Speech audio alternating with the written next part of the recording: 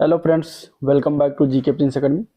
तो आज के इस वीडियो में हम डिस्कस करेंगे उत्तर प्रदेश अधीनस्थ सेवा चयन आयोग यानी कि यूपी ट्रिपल एस आयोग के द्वारा जो कंप्यूटर का नया सिलेबस जारी किया गया, नया पाठ्यक्रम जो आया है उसी के अनुसार जो ये बुक निकाली गई है। ठीक है, इसमें अगर हम बात करें तो कंप्यूटर का जो नया सिलेबस उसको पहले अगर हम देख लेते हैं तो इसमें क्या क्या उसमें रखा गया है नए सिलेबस में। पहला तो इसमें कंप्यूटर सूचना तकनीकी का परिचय, hardware software operating system, spreadsheet, email, social networking, e governance जानकारी, डिजिटल वित्तीय उपकरण, अनुप्रयोग, इंटरनेट और वर्ल्ड वाइड वेब का परिचय, भविष्य के कौशल, साइबर सुरक्षा का अवलोकन, वर्ड प्रोसेसिंग के तत्व, कंप्यूटर सूचना प्रौद्योगिकी के क्षेत्र में होने वाले तकनीकी विकास एवं नवाचार, जो कि उसके तहत आएगा। आर्टिफिशियल इंटेलिजेंस है, बिग डेटा प्रोसेसिंग है, डीप लर्निंग है, मशीन लर्निंग है, इंटरनेट ऑफ थिंग्स, ये सभी हैं। इन पर आधारित और इस क्षेत्र में जो है भारत की उपलब्धियां क्या क्या होने वाली हैं। तो ये नया सिलेबस मेंस के को देखते हुए नवीनतम पाठ्यक्रम जारी किया गया। ठीक है, इसमें टोटल अगर बात करें तो इस बुक में 1495 वस्तुनिष्ठ प्रश्न अध्यायवार सवाल पेपर है, जिसमें साथ ही साथ उसके नीचे एक्सप्लेन भी दिया गया है। और ये जो है कंप्यूटर, ये किस किस एग्जाम्स के लिए बहुत ही इंपॉर्टेंट है। जैसे कि यूपी ट्रिपल एस बीपीओ यानी ग्राम पंचायत कार्य का जो लगा हुआ है मेंस का, उसमें जो 15 क्वेश्चन कंप्यूटर से आने हैं, यही सेम सिलेबस जो है उसी के अंतर्गत दिया गया है। ठीक है, तो इसके लिए बहुत ही इम्पॉर्टेंट हो जाता है। साथ ही साथ स्टेनोग्राफर है, जूनियर असिस्टेंट का जो पेपर होएगा भी 5,500 जो वैकेंसी है उसके लिए इम्पोर्टेंट है। ऑडिटर यानी कि लेखाकार, सहायक लेखाकार के लिए इम्पोर्टेंट है। इन्फॉर्मेंस कांस्टेबल का जो अभी वैकेंसी आई है उसके लिए, फॉरेस्ट गार्ड के लिए जो वैकेंसी आई है उसके लिए इम्पोर्टेंट है।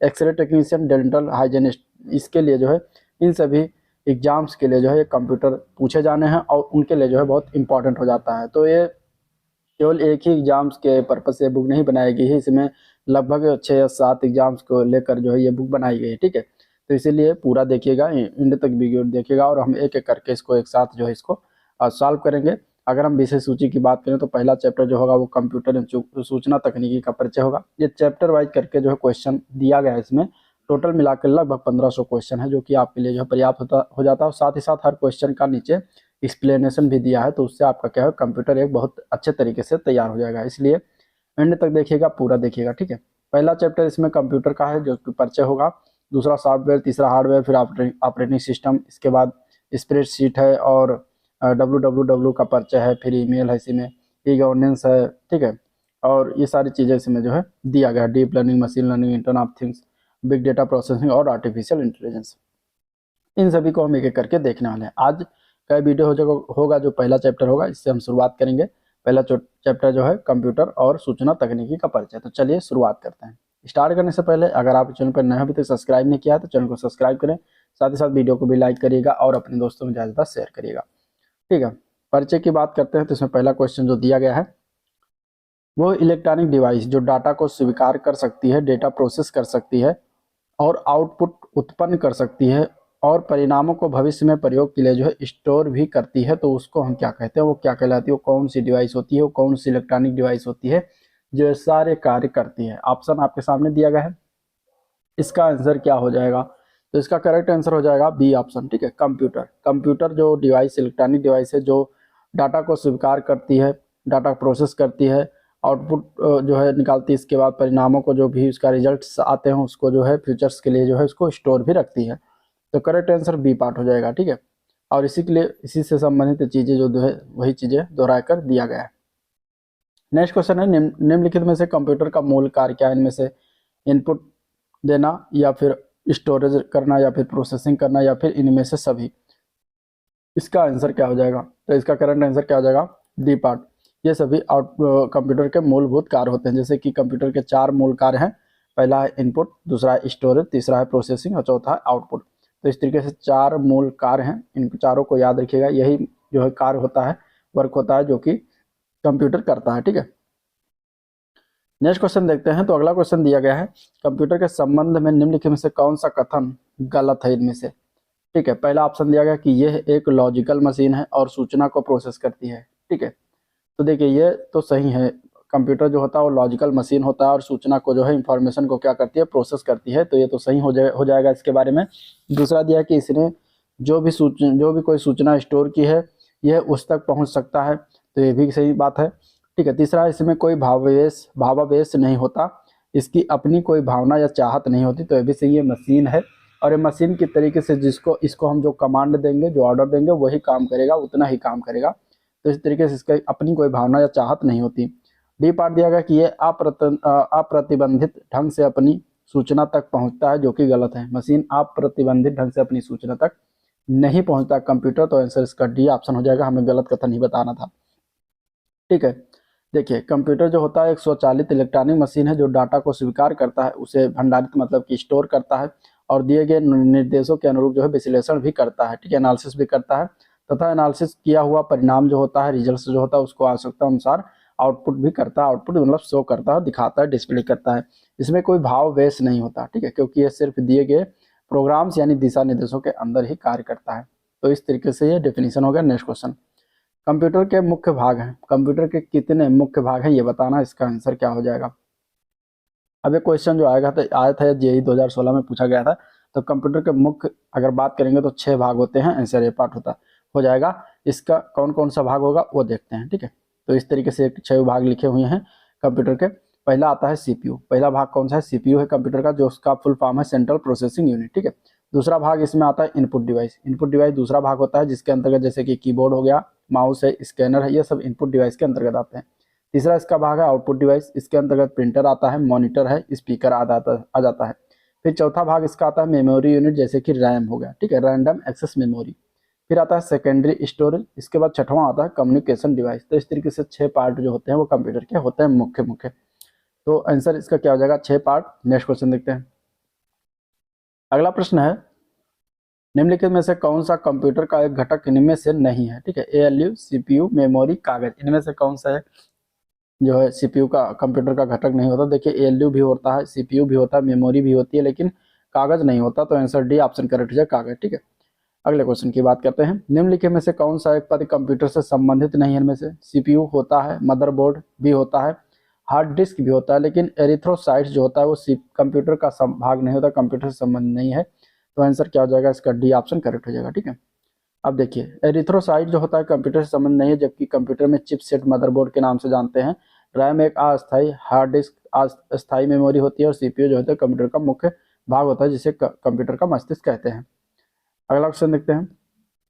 चलिए अगला क्वेश्चन है, रॉ इनपुट को उपयोगी जानकारी में बदलने के लिए सभी कंप्यूटर सिस्टम द्वारा निम्नलिखित मौलिक प्रक्रिया का पालन किया जाता है और किस प्रकार जो है पालन किया जाता है ये बताना। तो देखिए अब सबसे पहले हम इनपुट करेंगे, इसके बाद स्टोर होगा, फिर प्रोसेस होगा, फिर वो आउटपुट देगा, फिर इसके बाद कंट्रोल में जाएगा। तो इस तरीके से आंसर इसको स्टेप बाय स्टेप करता है। तो आंसर ए पार्ट करेक्ट हो जाएगा। ठीक है, रॉ इनपुट डाटा को उपयोगी जानकारी में बदलने के लिए सर्वप्रथम इनपुट, फिर स्टोर, फिर प्रोसेस, फिर आउटपुट, फिर कंट्रोल के द्वारा जो है कंप्यूटर सिस्टम में मौलिक प्रक्रिया का पालन कराया जाता है। ठीक है, नेक्स्ट क्वेश्चन है, इनमें से कौन सा गणना का कार्य नहीं कर सकता? इनमें से कौन है जो गणना का कार्य नहीं कर सकता? जैसे कि कैलकुलेटर है, कंप्यूटर है, प्रिंटर है, मोबाइल फोन है। तो इसमें अगर देखा जाए तो गणना का कार्य प्रिंटर नहीं कर सकता। प्रिंटर का काम होता है, प्रिंटर का काम क्या होता है? छापना होता है। ठीक है, प्रिंटर का क्या काम होता है? तो छापना होता है। तो आंसर इसका क्या हो जाएगा? सी ऑप्शन करेक्ट हो जाएगा, प्रिंटर जो है गणना का कार्य नहीं करता। बाकी कैलकुलेटर से हम गणना करते हैं, कंप्यूटर से भी कर सकते हैं, मोबाइल से भी करते हैं। तो आंसर हो जाएगा सी ऑप्शन। आंसर क्या हो जाएगा? C option. नेक्स्ट क्वेश्चन, अगला क्वेश्चन है, कंप्यूटर में यूजर को क्या कहा जाता है? कंप्यूटर में जो यूजर होता है उसको और भी कुछ कहा जाता है, और क्या कहा जाता है यही बताना है। ठीक है, तो कंप्यूटर में यूजर को हम कहते हैं ह्यूमन बेयर।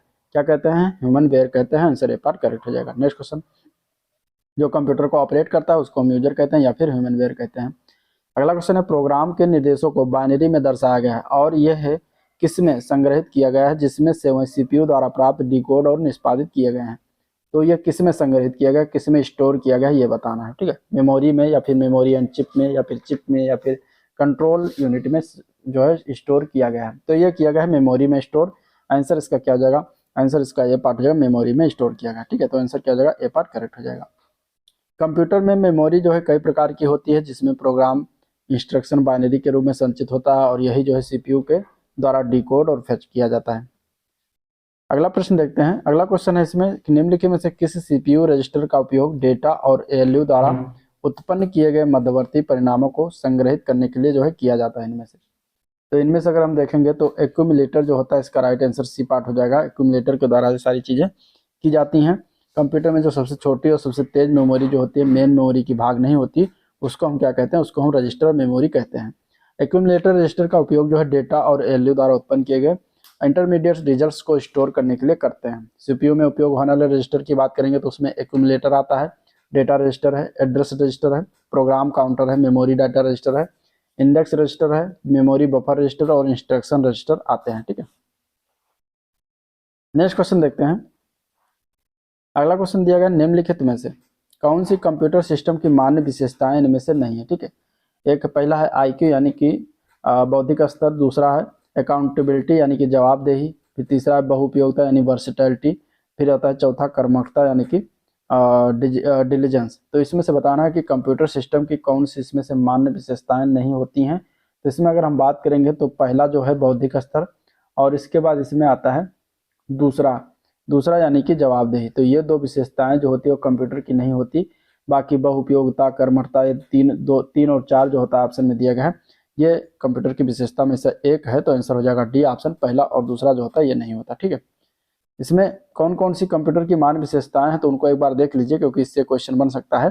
पहला इसमें मान्य विशेषताओं में आता है स्पीड, दूसरा है शुद्धता यानी कि एक्यूरेसी, तीसरा है निरंतरता, इसके बाद विविधता आती है, इसके बाद विश्वसनीयता है, स्वचालित होती है, फिर भंडारण क्षमता यानी स्टोरेज कैपेसिटी आता है। तो ये सभी जो है कंप्यूटर की मान्य विशेषताएं यानी वैलिड विशेषताएं होती हैं। ठीक है, अगला प्रश्न है, निम्नलिखित में से एक दिखाता है कि कैसे परिचालन विशेषताओं को एक साथ जोड़ा जाता है और कंप्यूटर को साकार करने में योगदान देता है। इनमें से कौन एक ऐसा चीज है जिसे परिचालन विशेषताओं के साथ एक साथ जोड़ते हैं और कंप्यूटर को साकार करने में योगदान देता है। तो वो हो जाएगा कंप्यूटर ऑर्गेनाइजेशन। आंसर इसका डी ऑप्शन करेक्ट हो जाएगा, कंप्यूटर ऑर्गेनाइजेशन। ठीक है, कंप्यूटर ऑर्गेनाइजेशन क्या होता है, तो एक ऐसी प्रक्रिया होती है जो कंप्यूटर आर्किटेक्चर की तरह होती है, और इसमें कंप्यूटर आर्किटेक्चर को रियलाइजेशन करने के लिए ऑपरेशन एट्रीब्यूट को एक दूसरे से जोड़ते हैं। ठीक है, अगला क्वेश्चन देखते हैं। तो निम्नलिखित में से एक कंप्यूटर सिस्टम की वैचारिक डिजाइन और मौलिक परिचालन संरचना इनमें से कौन सी है ये बताना है। तो वो हो जाएगा कंप्यूटर आर्किटेक्चर। ठीक है, आंसर इसका डी ऑप्शन करेक्ट हो जाएगा। अगला प्रश्न देखते हैं। अब देखते हैं कंप्यूटर के घटक से क्वेश्चन। इसमें पहला क्वेश्चन देखते हैं। तो निम्नलिखित में से कौन सा बायोस का सही फुल फॉर्म है या पूर्ण रूप है। तो बायोस का फुल फॉर्म क्या होता है, तो बेसिक इनपुट आउटपुट सिस्टम इसका फुल फॉर्म बनता है, जो किसी पार्ट में दिया गया है। बेसिक इनपुट आउटपुट सिस्टम इसका फुल फॉर्म बनता है बायोस का। ठीक है, बेसिक इनपुट आउटपुट सिस्टम जो होता है पीसी के फर्मवेयर का एक प्रकार होता है। यह पीसी के बूटिंग प्रोसेस प्रक्रिया के दौरान जो है प्रयोग किया जाता है। ऑपरेटिंग सिस्टम लोड करते समय बायोस कंप्यूटर के सभी हार्डवेयर जैसे कि RAM, processor, keyboard, mouse, hard drive आदि की पहचान करता है, उन्हें जो है कॉन्फ़िगर करता है, और इसके बाद ही कंप्यूटर मेमोरी में ऑपरेटिंग सिस्टम जो है लोड होता है। अगला क्वेश्चन देखते हैं। कंप्यूटर प्रोसेस द्वारा इंफॉर्मेशन में परिवर्तित करता है। कंप्यूटर प्रोसेस द्वारा किसको इंफॉर्मेशन में परिवर्तित करता है, चेंज करता है, तो वो होता है डाटा को। ठीक है, डाटा को जो है इंफॉर्मेशन में चेंज करता है, वो भी प्रोसेस करने के बाद। तो आंसर बी पार्ट करेक्ट हो जाएगा। ठीक है, कंप्यूटर जो है डाटा को प्रोसेस द्वारा इंफॉर्मेशन में चेंज करता है। डाटा अव्यवस्थित आंकड़ा या तथ्य होता है, जबकि सूचना जो होता है व्यवस्थित आंकड़ा या तथ्य होता है। डाटा प्रोसेस की पहले की अवस्था है। साधारणतः डाटा को दो भागों में विभाजित करते हैं। पहला होता है संख्यात्मक डेटा और दूसरा होता है अल्फा न्यूमेरिक डेटा। ठीक है, चलिए अगला क्वेश्चन देखते हैं। तो अगला प्रश्न है, कंप्यूटर में डेटा किसे कहा जाता है। इनमें से कौन सा इसका आंसर हो जाएगा। तो कंप्यूटर में डेटा अगर हम देखेंगे तो दी गई सूचनाओं को डेटा कहते हैं। तो आंसर सी ऑप्शन इसका राइट हो जाएगा। ठीक है, डेटा जो होती है कोई भी सूचना हो सकती है जिसे कंप्यूटर प्रयोग करता है एवं अनेक कार्यों के लिए सेव रख करके रखता है। कंप्यूटर डेटा प्रोसेसिंग या फिर कंप्यूटर द्वारा संग्रहित जानकारी होती है, जिसमें text, image, audio clip, software program या अन्य प्रकार के डेटा हो सकते हैं। ठीक है, नेक्स्ट क्वेश्चन है, कंप्यूटर चिप्स के निर्माण में किस पदार्थ का उपयोग किया जाता है। कंप्यूटर चिप्स जो होते हैं उनके निर्माण के लिए किस पदार्थ का उपयोग करते हैं। तो वो करते हैं सेमीकंडक्टर पदार्थ का। आंसर डी ऑप्शन करेक्ट हो जाएगा। ठीक है, आमतौर पर यह जो है ठोस रासायनिक तत्व या यौगिक होता है, जो कुछ परिस्थितियों में बिजली का संचालन भी कर सकता है। अगला क्वेश्चन है, कंप्यूटर में प्रयोग होने वाली आईसी चिप किसकी बनी होती है। तो कंप्यूटर में प्रयोग होने वाली आईसी चिप यानी आईसी का फुल फॉर्म होता है इंटीग्रेटेड सर्किट।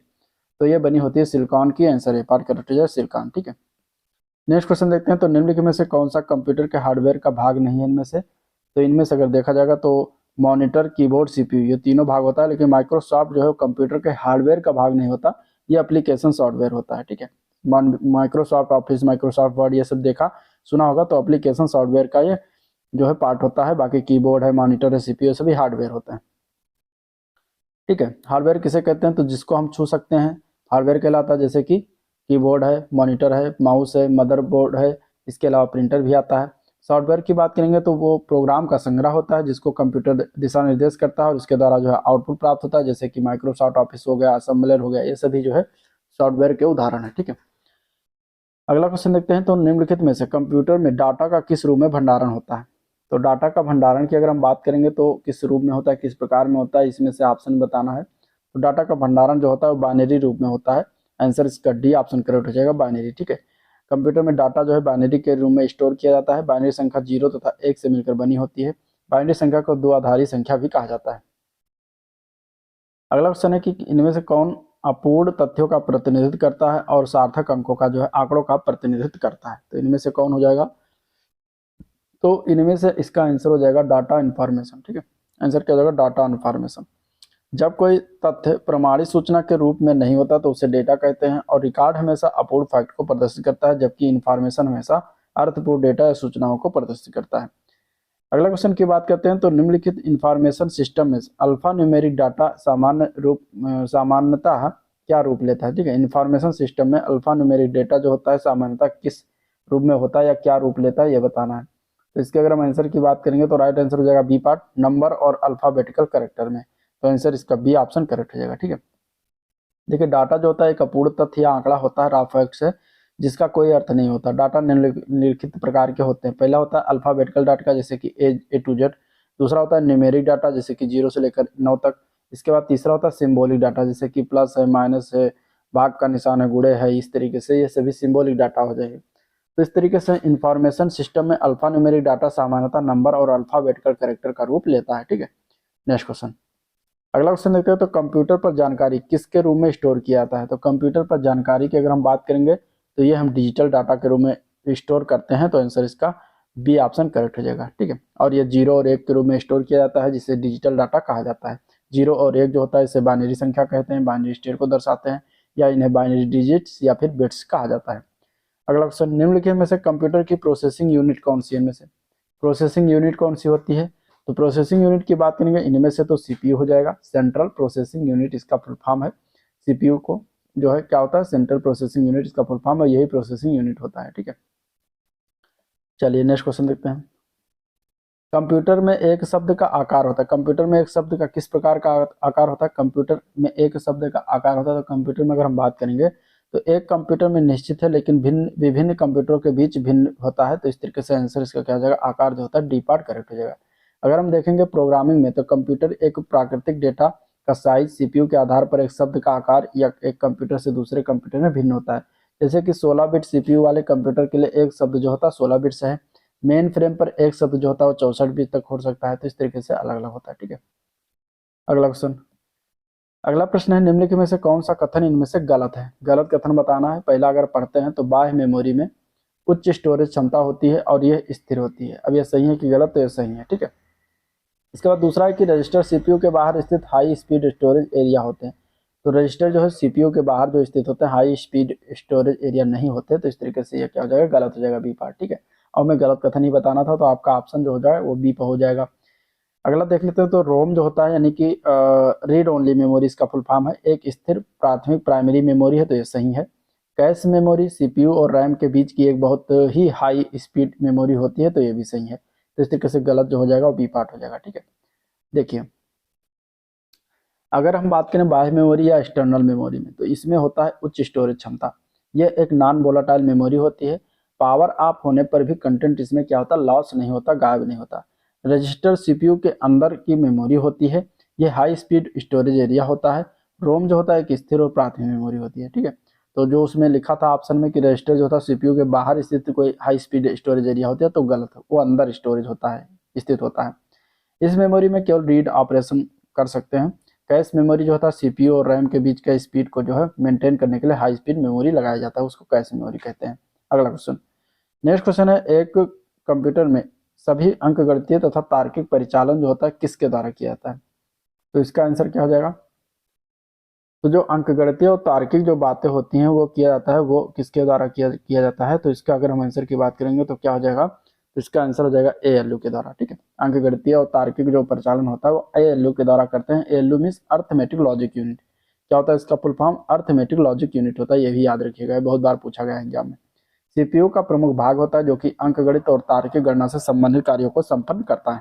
नेक्स्ट क्वेश्चन, निम्नलिखित में से कौन सा भंडारण युक्त सीपीयू के साथ सीधे बातचीत करता है इनमें से? तो इसका आंसर क्या हो जाएगा? तो इसका आंसर हो जाएगा सी पार्ट, प्राइमरी स्टोरेज। ठीक है, आंसर क्या हो जाएगा? C part, primary storage. CPU input output operation करने के लिए सीधे प्राथमिक मेमोरी के साथ इंटरेक्ट करता है। प्राथमिक मेमोरी जो होती है दो प्रकार की होती है। पहला होता है रैम, जिसको रैंडम एक्सेस मेमोरी कहते हैं। दूसरा होता है रोम, जिसको रीड ओनली मेमोरी कहते हैं। ठीक है, नेक्स्ट क्वेश्चन। अगला क्वेश्चन है, सीपीयू का निम्नलिखित में से कौन सा घटक पूरे प्रोसेसर में सूचना के प्रवाह को बनाए रखता है और नियंत्रित करता है? तो इनमें से वो कौन सा घटक है, कौन सा कंपोनेंट्स है जो प्रोसेसर में सूचना के प्रवाह, इंफॉर्मेशन के प्रवाह को बनाए रखता है और कंट्रोल में रखता है? इसका आंसर क्या हो जाएगा? तो इसका आंसर हो जाएगा कंट्रोल यूनिट। ठीक है, सीयू जिसको कहते हैं कंट्रोल यूनिट। तो आंसर इसका बी ऑप्शन करेक्ट हो जाएगा। कंट्रोल यूनिट जो होता है वो कंप्यूटर की सेंट्रल प्रोसेसिंग यूनिट का ही एक कंपोनेंट्स है, घटक है, जो प्रोसेसर के संचालन को निर्देशित करता है। कंट्रोल यूनिट आमतौर पर कोडित निर्देशों को समय और नियंत्रण संकेतों में बदलने के लिए बाइनरी डिकोडर का प्रयोग करता है, जो अन्य इकाइयों जैसे कि memory, ALU, input output device आदि के संचालन को निर्देशित करता है। अगला क्वेश्चन की बात करते हैं, तो सेंट्रल प्रोसेसिंग यूनिट यानी कि सीपीयू के संदर्भ में निम्नलिखित में से कौन सा कथन इसमें से सत्य नहीं है यानी कि गलत है? पहला दिया गया कि सीपीयू डेटा और निर्देशों का प्रसंस्करण करता है, जो कि गलत है। सीपीयू डेटा और निर्देशों का प्रसंस्करण नहीं करता। दूसरा है कि एएलयू सीपीयू का भाग है, तो सही है। तीसरा है सीपीयू में रजिस्टरों का एक सेट भी होता है, ये भी सही है। ये अर्थमेटिक अंकगणितीय यानी कि ऑपरेशन करता है, तो ये भी सही। किसके बारे में? एएलयू के बारे में। तो इसमें गलत जो ऑप्शन हो जाएगा वो ये पार्ट हो जाएगा। अब इसको देखते हैं कैसे। ठीक है, ये देखिए इस तरीके से कुछ सीपीयू को दिखाया गया है, जिसमें दिखाया गया है, इसमें अगर हम बात करें तो कंट्रोल यूनिट होता है, एएलयू होता है यानी कि अर्थमेटिक लॉजिक यूनिट होता है। इसके बाद मेमोरी यूनिट होता है, उसमें रजिस्टर और कैश मेमोरी लगे होते हैं, ये मेन मेमोरी का कार्य करते हैं। इधर से हम इनपुट यूनिट करते हैं, उधर आउटपुट यूनिट प्राप्त होता है। ठीक है, तो सेंट्रल प्रोसेसिंग यूनिट जो होता है इनपुट इकाई द्वारा दर्ज किए गए डेटा या निर्देश का प्रोसेसिंग कार्य करता है। ठीक है, दिए गए डेटा या निर्देश को यूजर के अनुसार जो है कार्य करके परिणाम को आउटपुट इकाई को सौंप देता है या मेमोरी में स्टोर कर देता है। ये दो काम होता है। सीपीयू को माइक्रो प्रोसेसर के रूप में भी जाना जाता है। अब इसमें अगर हम बात करें तो इसमें आयोग ने विकल्प ए को जो है सीपीयू के संदर्भ में असत्य कथन माना है, जबकि इसमें देखा जाए तो सभी कथन जो है सही है। ठीक है, इसमें क्या है कि सभी कथन जो है चारों ऑप्शन सही है, लेकिन इसमें जो है विकल्प के रूप में ए को जो है गलत माना था आयोग के द्वारा। तो आप इसको ध्यान में रखिएगा। नेक्स्ट क्वेश्चन, आप इसको ए अगर आएगा तो ए पार्ट गलत कर सकते हैं। नेक्स्ट क्वेश्चन, सीपीयू का फुल फॉर्म क्या है? तो सीपीयू का फुल फॉर्म अभी इसके ऊपर बहुत बार बात हो चुका है, सेंट्रल प्रोसेसिंग यूनिट। आंसर इसका ए पार्ट हो जाएगा। नेक्स्ट क्वेश्चन, यदि आप अपने पीसी की कार्य क्षमता को बेहतर करना चाहते हैं तो आपको निम्न में से किसको अपग्रेड करना होगा? तो इसमें से हम देखेंगे, इसका आंसर हो जाएगा सीपीयू। ठीक है, सीपीयू को अपग्रेड करना होगा, आंसर इसका ए पार्ट करेक्ट हो जाएगा। नेक्स्ट क्वेश्चन, वर्तमान में सीपीयू द्वारा निष्पादित प्रोग्राम और डेटा निम्नलिखित में से कौन स्टोर करता है? तो वर्तमान में अगर हम देखेंगे तो ये सारे कार्य जो करती है वो प्राइमरी मेमोरी करती है, तो आंसर ए पार्ट करेक्ट हो जाएगा। ठीक है, अगला क्वेश्चन देखते हैं, तो सीपीयू द्वारा संपादित किए जाने वाले चार कार्य क्रमशः प्राप्त करना, इसके बाद डैश, फिर कुशल परिवर्तन एवं उत्पादन यानी परिणाम प्रदान करना है। तो ये बीच का एक कार्य कौन सा है जो छूट गया है, इसमें भरना है, फिल इन द ब्लैंक्स करना है, तो बी हो जाएगा स्पष्ट करना। ठीक है, बी हो जाएगा स्पष्ट करना। चार कार्य जो होते हैं क्रमशः, उसमें प्राप्त करना, स्पष्ट करना, कुशल परिवर्तन और परिणाम प्रदान करना, ये चार कार्य होते हैं। ठीक है, नेक्स्ट क्वेश्चन, अगला क्वेश्चन है, सीपीयू को इसकी प्रक्रिया में बदलने के लिए वर्तमान प्रक्रिया की स्थिति को बचाने और एक अलग प्रक्रिया की स्थिति को बहाल करने की आवश्यकता होती है। इस कार्य को किस में जाना जाता है? तो इस कार्य को हम जानते हैं संदर्भ स्विच के रूप में, तो आंसर सी ऑप्शन इसका करेक्ट हो जाएगा। ठीक है, संदर्भ स्विच। संदर्भ स्विच एक प्रक्रिया या धागे की स्थिति संग्रहित करने की प्रक्रिया, स्टोरेज करने की प्रक्रिया है, ताकि इसे बहाल किया जा सके और बाद में फिर से निष्पादन जो है किया जा सके। ये कई प्रक्रियाओं को एक सेंट्रल प्रोसेसिंग यूनिट साझा करने की अनुमति देता है और यह एक मल्टीटास्किंग ऑपरेटिंग सिस्टम का एक अनिवार्य जो है विशेषता होती है। नेक्स्ट क्वेश्चन है, निम्न में से कौन सा कार्य किसी कंप्यूटर के सीपीयू द्वारा निष्पादित नहीं किया जाता है? इनमें से इसका आंसर क्या हो जाएगा? तो इसके आंसर की बात करेंगे तो इसका बी पार्ट जो है निर्देश व्याख्या। ठीक है, निर्देश व्याख्या जो होता है वो सीपीयू के द्वारा नहीं करता, बाकी निर्देश लाना, डेटा को स्थायी रूप से भंडारित करना, डेटा प्रसंस्करण या संसाधन करना, तो ये सभी कार्य होते हैं, लेकिन निर्देश व्याख्या जो होता है वो कार्य सीपीयू का नहीं होता। अगला क्वेश्चन, अगला प्रश्न, निम्नलिखित में से कौन सा कार्य उसी मात्रा को दर्शाता है जिसे सिस्टम प्रति इकाई समय में करने में जो है सक्षम होता है? इसमें क्या हो जाएगा आंसर? तो वो होता है थ्रूपुट। ठीक है, प्रवाह। प्रवाह जो है ये उस मात्रा को दर्शाता है जिसे सिस्टम प्रति इकाई समय करने में जो है सक्षम होता है, तो आंसर ए पार्ट करेक्ट हो जाएगा। ठीक है। थ्रूपुट जो है मापता है कि एक सिस्टम समय की अवधि में कितनी इकाइयों की सूचना को संसाधित या मेजर कर सकता है। यह प्रति सेकंड 1/0 ऑपरेशन की संख्या को संदर्भित कर सकता है, 1/0, लेकिन आमतौर पर बाइट्स प्रति सेकंड में इसको मापा जाता है। ठीक है। अगला क्वेश्चन, अगला प्रश्न है, इनपुट का आउटपुट में रूपांतरण किसके द्वारा किया जाता है। तो इनपुट का आउटपुट में रूपांतरण जो होता है ये कौन करता है, तो यही सीपीयू करता है। ठीक है। इनपुट प्रोसेस होता है और आउटपुट प्राप्त होता है, तो इस तरीके से आंसर इसका सीपीयू हो जाएगा। नेक्स्ट क्वेश्चन देखते हैं, एक हार्डवेयर डिवाइस को जो डाटा को अर्थपूर्ण इंफॉर्मेशन में परिवर्तित करता है वो कौन सा होता है, तो वो होता है प्रोसेसर। क्या होता है, प्रोसेसर, यानी कि सीपीयू। आंसर ई पार्ट करेक्ट हो जाएगा। ठीक है। नेक्स्ट क्वेश्चन देखते हैं, अगला क्वेश्चन देखते हैं, तो इनपुट आउटपुट प्रोसेसिंग और स्टोरेज की प्रक्रिया को जिस यूनिट की देखरेख में किया जाता है उसे क्या कहा जाता है, तो इसको हम कहते हैं कंट्रोल यूनिट। क्या कहते हैं, control unit. Answer C option इसका राइट हो जाएगा। ठीक है। अगला प्रश्न,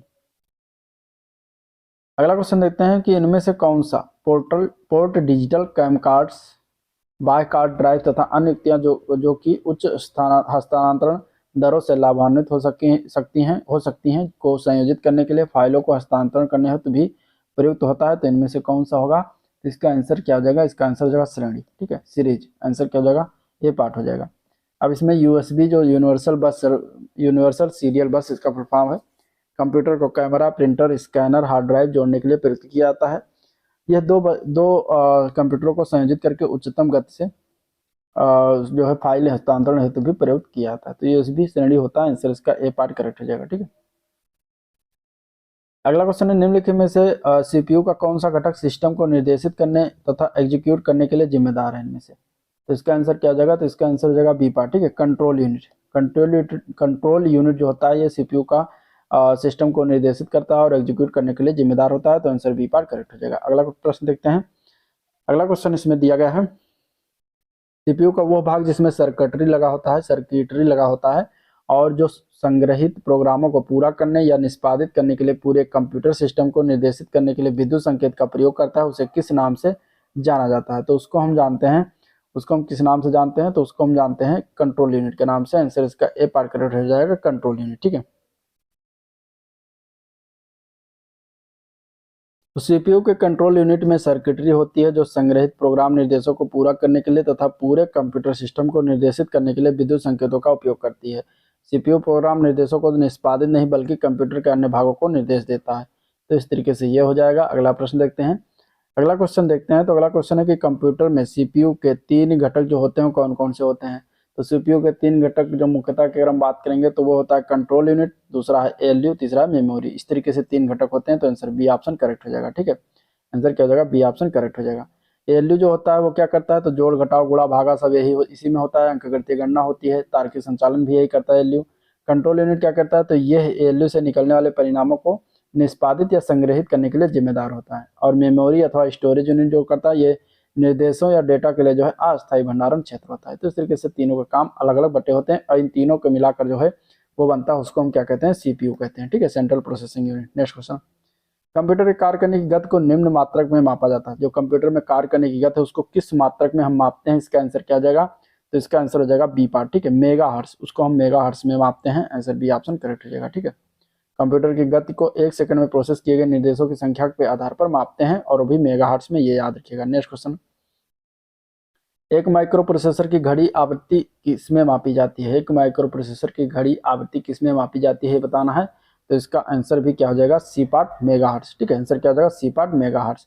अब इसमें अगर हम बात करें तो सीपीयू को प्रोसेसर के नाम से भी जानते हैं और क्लॉक स्पीड आपके सीपीयू द्वारा प्रति सेकंड निष्पादित चक्रों की संख्या को मापती है। इसे गीगाहर्ट्ज या फिर मेगाहर्ट्ज इन दोनों में मापा जाता है। जो भी आपके ऑप्शन में दिया होगा वो आप लगा देंगे। ठीक है, सीपीयू की गति को किसमें मापा जा सकता है, क्वेश्चन सब आए हुए हैं।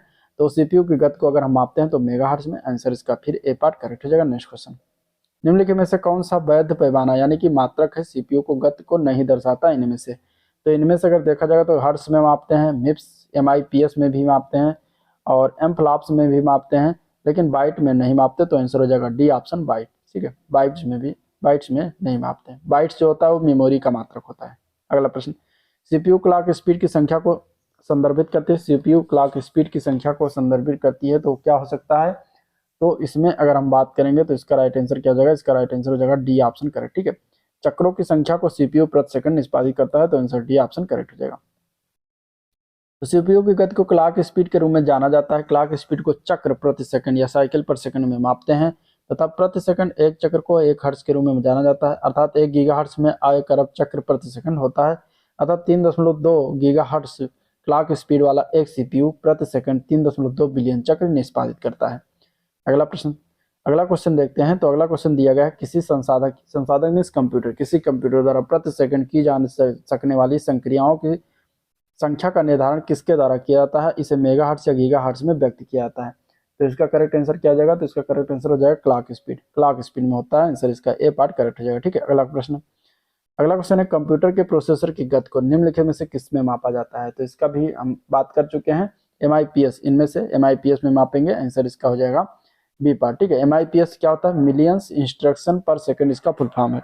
माइक्रो प्रोसेसर की प्रोसेसिंग स्पीड है जिसमें मापते हैं। MIPS की रेटिंग का प्रयोग प्रोसेसर के इंटीजर कम्युनिकेशन परफॉर्मेंस को स्पेसिफाई करने के लिए किया जाता है।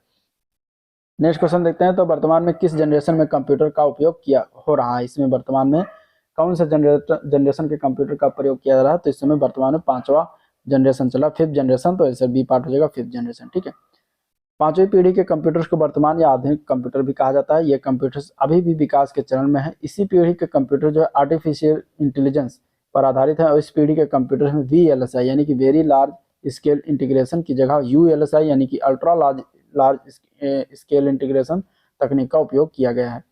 अगला क्वेश्चन है, एमफ्लॉप्स क्या है। एमफ्लॉप्स की अगर हम बात करेंगे तो एमफ्लॉप्स का क्या होता है, तो एमफ्लॉप्स मींस होता है, एमफ्लॉप्स क्या होता है, तो इसका उपयोग किसमें करते हैं, तो सीपीयू की गति को मापने के लिए करा जाता है। एमफ्लॉप्स भी और MIPS और मेगाहर्ट्ज इन सभी से सीपीयू की गति मापते हैं, तो बी पार्ट इसका करेक्ट हो जाएगा। ठीक है, एमफ्लॉप्स का फुल फॉर्म क्या होता है, मिलियंस फ्लोटिंग पॉइंट्स ऑपरेशन पर सेकंड, इसका जो है फुल फॉर्म बनता है। याद रखिएगा, पूछा जा गया है, बहुत बार एग्जाम में पूछने का चांस भी है। ठीक है, यह फ्लोटिंग पॉइंट गणना करने के लिए उपयोग किए जाने वाले कंप्यूटर की गति की माप करता है। अगले क्वेश्चन की तरफ चलते हैं। ठीक है, अगला क्वेश्चन है, निम्नलिखित में से कौन सी इलेक्ट्रॉनिक डिवाइस है जो डेटा को इन्फॉर्मेशन में बदलते हुए प्रोसेस करता है इनमें से। ठीक है, सुपर कंप्यूटर की गति जो होती है वो फ्लॉप्स यानी फ्लोटिंग पॉइंट्स ऑपरेशन पर सेकंड में मापी जाती है। ठीक है, सुपर कंप्यूटर की अगर पूछेगा गति तो फ्लॉप्स में ही मापी जाती है। नेक्स्ट क्वेश्चन देखते हैं। तो निम्नलिखित में से कौन एक इलेक्ट्रॉनिक डिवाइस है जो डेटा को इन्फॉर्मेशन में बदलते हुए प्रोसेस करता है इनमें से। तो कौन सी एक जो है डिवाइस है, तो वो है प्रोसेसर। आंसर इसका ए ऑप्शन करेक्ट हो जाए। ठीक है, प्रोसेसर के बारे में देखिए किस तरीके से सीपीयू के बारे में घूम घूम के पूछा गया है। ठीक है, अगला प्रश्न, निम्नलिखित में से किस सीपीयू रजिस्टर में निष्पादित किए जाने वाले अगले इंस्ट्रक्शन का एड्रेस होता है इनमें से। तो इसका आंसर हो जाएगा डी पार्ट, प्रोग्राम काउंटर में। आंसर डी ऑप्शन करेक्ट हो जाएगा। प्रोग्राम काउंटर क्या है, तो पीसी इसको कहते हैं, एक रजिस्टर है जो आगे निष्पादित होने वाले निर्देश को जो है मेमोरी एड्रेस का प्रबंधन करता है। प्रोग्राम काउंटर को जो instruction counter, instruction pointer, instruction address register या सीक्वेंस रजिस्टर के रूप में भी जाना जाता है। तो इतने सारे नामों से जाना जाता है। नेक्स्ट क्वेश्चन, अगला प्रश्न देखते हैं। तो निम्नलिखित विकल्पों में से उस यूजर इंटरफेस एलिमेंट की पहचान करें जो छोटे टिमटिमाते हुए प्रतीक या एक तीर के रूप में डेस्कटॉप पर मौजूद होता है, उसको हम क्या कहते हैं।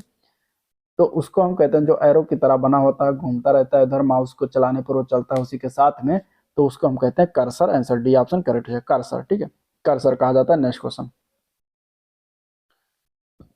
अगला क्वेश्चन, निम्नलिखित में से कौन बायोस की भूमिका का वर्णन करता है।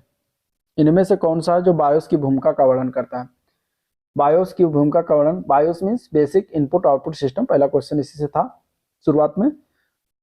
बायोस की भूमिका का वर्णन क्यों करता है, तो इनमें से अगर देखा जाएगा तो एक प्रोग्राम है जो रोम से निष्पादित होता है, जब कंप्यूटर चालू होता है तभी इसका काम होता है। तो इस तरीके से आंसर इसका बी ऑप्शन करेक्ट हो जाएगा। ठीक है, आंसर क्या हो जाएगा, बी ऑप्शन इसका करेक्ट हो जाएगा। अगला क्वेश्चन, अगला प्रश्न है, निम्नलिखित में से किस डिवाइस का उपयोग कंप्यूटर एडेड डिजाइन यानी कैड जैसे एप्लीकेशनों के लिए किया जाता है। तो कौन सी डिवाइस होती है जिसका प्रयोग करते हैं, तो वो होता है प्लॉटर।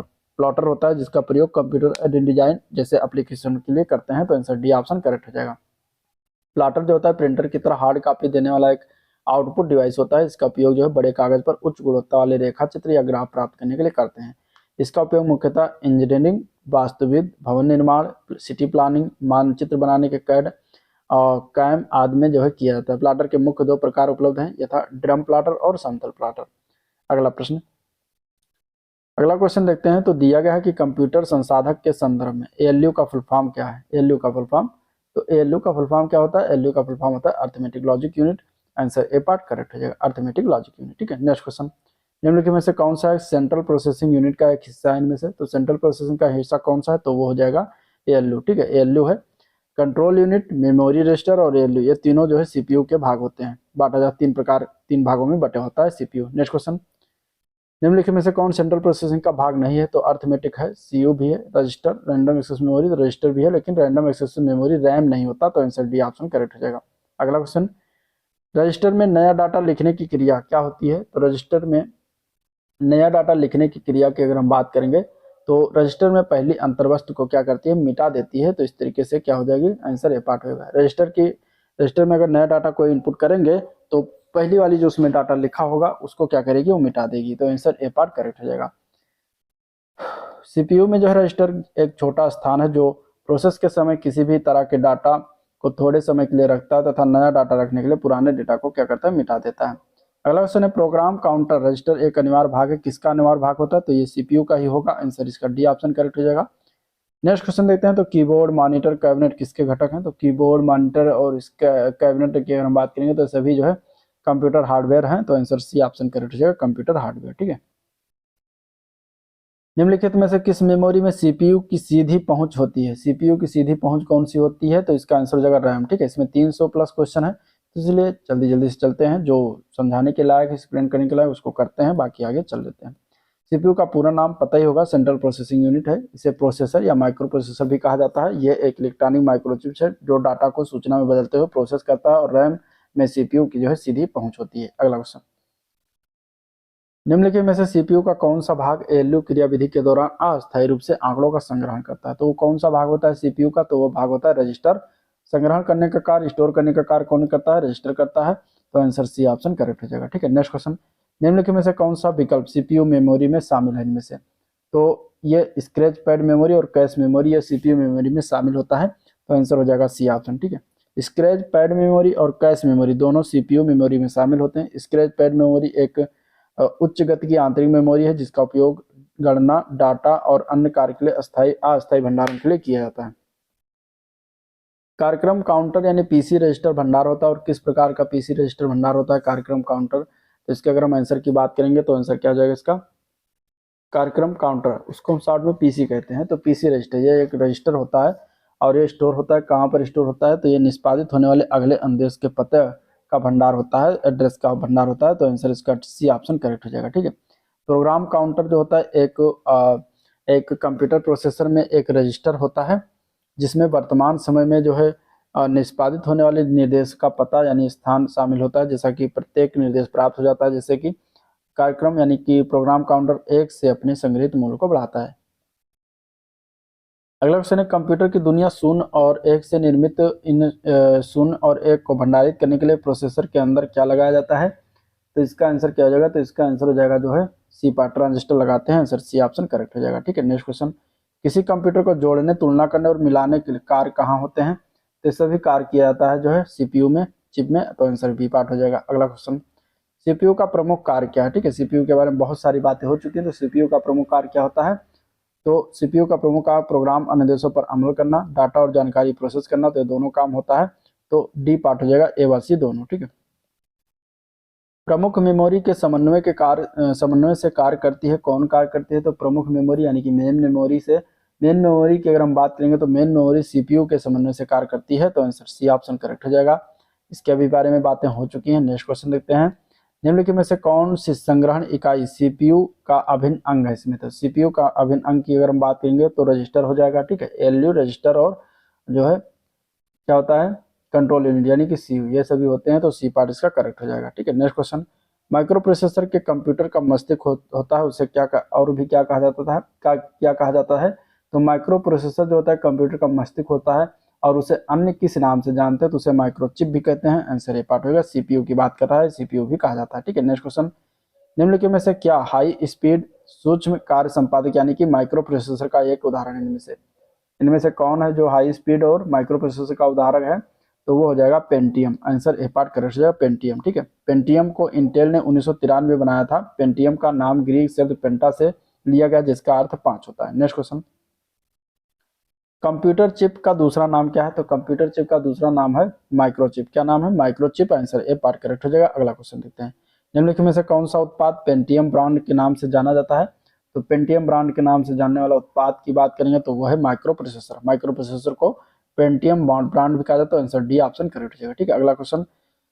सिलेरॉन, पेंटियम और कोर क्रम के प्रारूप है, किसके प्रारूप है? तो ये सभी की अगर हम बात करेंगे तो कंप्यूटर प्रोसेसर के प्रारूप है।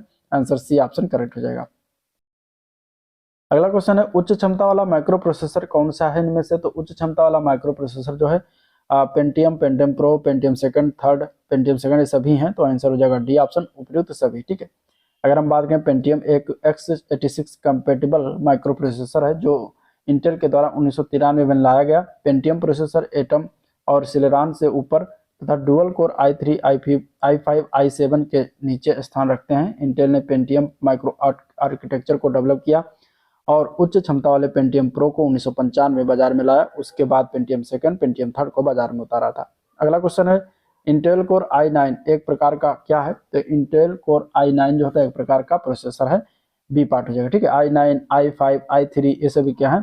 प्रोसेसर के प्रकार हैं। नेक्स्ट क्वेश्चन, यदि कोई कंप्यूटर सिस्टम n प्रक्रियाओं को t सेकंड में पूरा करता है तो उस अंतराल के दौरान उसका थ्रूपुट प्रक्रिया प्रति सेकंड कितना होता है? तो उसका थ्रूपुट जो होता है वो होता है n/t। आंसर इस हो जाएगा इसका सी ऑप्शन करेक्ट। ठीक है, n/t उसका थ्रूपुट होता है। इस तरीके से निकाल सकते हैं। अगला क्वेश्चन, अगला प्रश्न है स्नैपड्रैगन, एटम, टेगरा, हीलियो, साइनॉक्स में क्या समानता है ये बताना है। तो ये सभी क्या है? तो ये सभी प्रोसेसर के प्रकार हैं, प्रोसेसर के नाम है। तो आंसर ये पार्ट करेक्ट हो जाएगा इसका। ठीक है, स्नैपड्रैगन की बात करेंगे तो ये एक system on a chip semiconductor प्रणाली है जो मोबाइल उपकरणों में उपयोग किया जाता है। स्नैपड्रैगन को क्वालकॉम टेक्नोलॉजी के द्वारा डिजाइन किया गया है। अगले क्वेश्चन की बात करते हैं तो इंटेल नाम है एक, इंटेल जो है किसका नाम है? तो ये एक कंप्यूटर की कंपनी का नाम है। तो आंसर सी ऑप्शन इसका करेक्ट हो जाएगा। ठीक है, जो कि सेमीकंडक्टर तथा माइक्रो प्रोसेसर बनाती है। सबसे पहले माइक्रो प्रोसेसर इंटेल ने ही बनाया था। नेक्स्ट क्वेश्चन है कंप्यूटर कौन सा भाग कंप्यूटर प्रोग्राम के अनुदेशों को निष्पादित करने में सीधे सम्मिलित होता है इनमें से? ऑप्शन कुछ इस तरीके से इनमें से क्या हो जाएगा? तो इसका आंसर क्या हो जाएगा? तो इसके आंसर की बात करेंगे तो सी पार्ट हो जाएगा, सॉरी ई पार्ट हो जाएगा। प्रोसेसर होता है। ठीक है, प्रोसेसर होता है। आंसर ई पार्ट करेक्ट है। ठीक है, एक माइक्रो प्रोसेसर सभी प्रोग्राम निर्देशों को एग्जीक्यूट करता है। इसके अलावा प्रोसेसिंग यूनिट और सभी भागों जैसे कि मेमोरी है, यूनिट इनपुट है, आउटपुट डिवाइस जैसे कार्यों को भी कंट्रोल करता है। यह सिलिकॉन चिप का बना होता है जिस पर एक फोटो केमिकल प्रक्रिया द्वारा छोटे छोटे सर्किट बनाए गए होते हैं और यह चिप्स अलग अलग प्रकार के आकार में उपलब्ध हैं। ठीक है, नेक्स्ट क्वेश्चन, सीपीयू का कौन सा भाग आकलन करता है और निर्णय लेता है इनमें से? तो सीपीयू की अगर हम बात करेंगे तो होता है अर्थमेटिक लॉजिक यूनिट। ठीक है, ये अंकगणितीय कार्य करता है। तो आंसर ए पार्ट हो जाएगा, एलयू जिसको कहते हैं। अगला क्वेश्चन है एक इलेक्ट्रॉनिक डिवाइस जो डाटा को इन्फॉर्मेशन में बदलते हुए प्रोसेस करता है क्या कहलाता है? तो उसको हम कहते हैं प्रोसेसर। क्या कहते हैं? प्रोसेसर कहते हैं। प्रोसेसर के बारे में बातें हो रही हैं। तो आंसर ए पार्ट हो जाएगा। नेक्स्ट क्वेश्चन है 8 बिट शब्द लंबाई वाले एक माइक्रो प्रोसेसर कितने बिट डाटा को एक साथ प्रोसेस करता है? तो 8 बिट जो शब्द की लंबाई वाले अगर एक माइक्रो प्रोसेसर है तो 8 बिट डाटा को जो है एक साथ प्रोसेस कर सकता है। तो आंसर बी ऑप्शन करेक्ट हो जाएगा। निम्नलिखित में से कौन कंप्यूटर के भीतर सीपीयू और अन्य उपकरणों के कंट्रोल सूचना का जो है वहन करता है?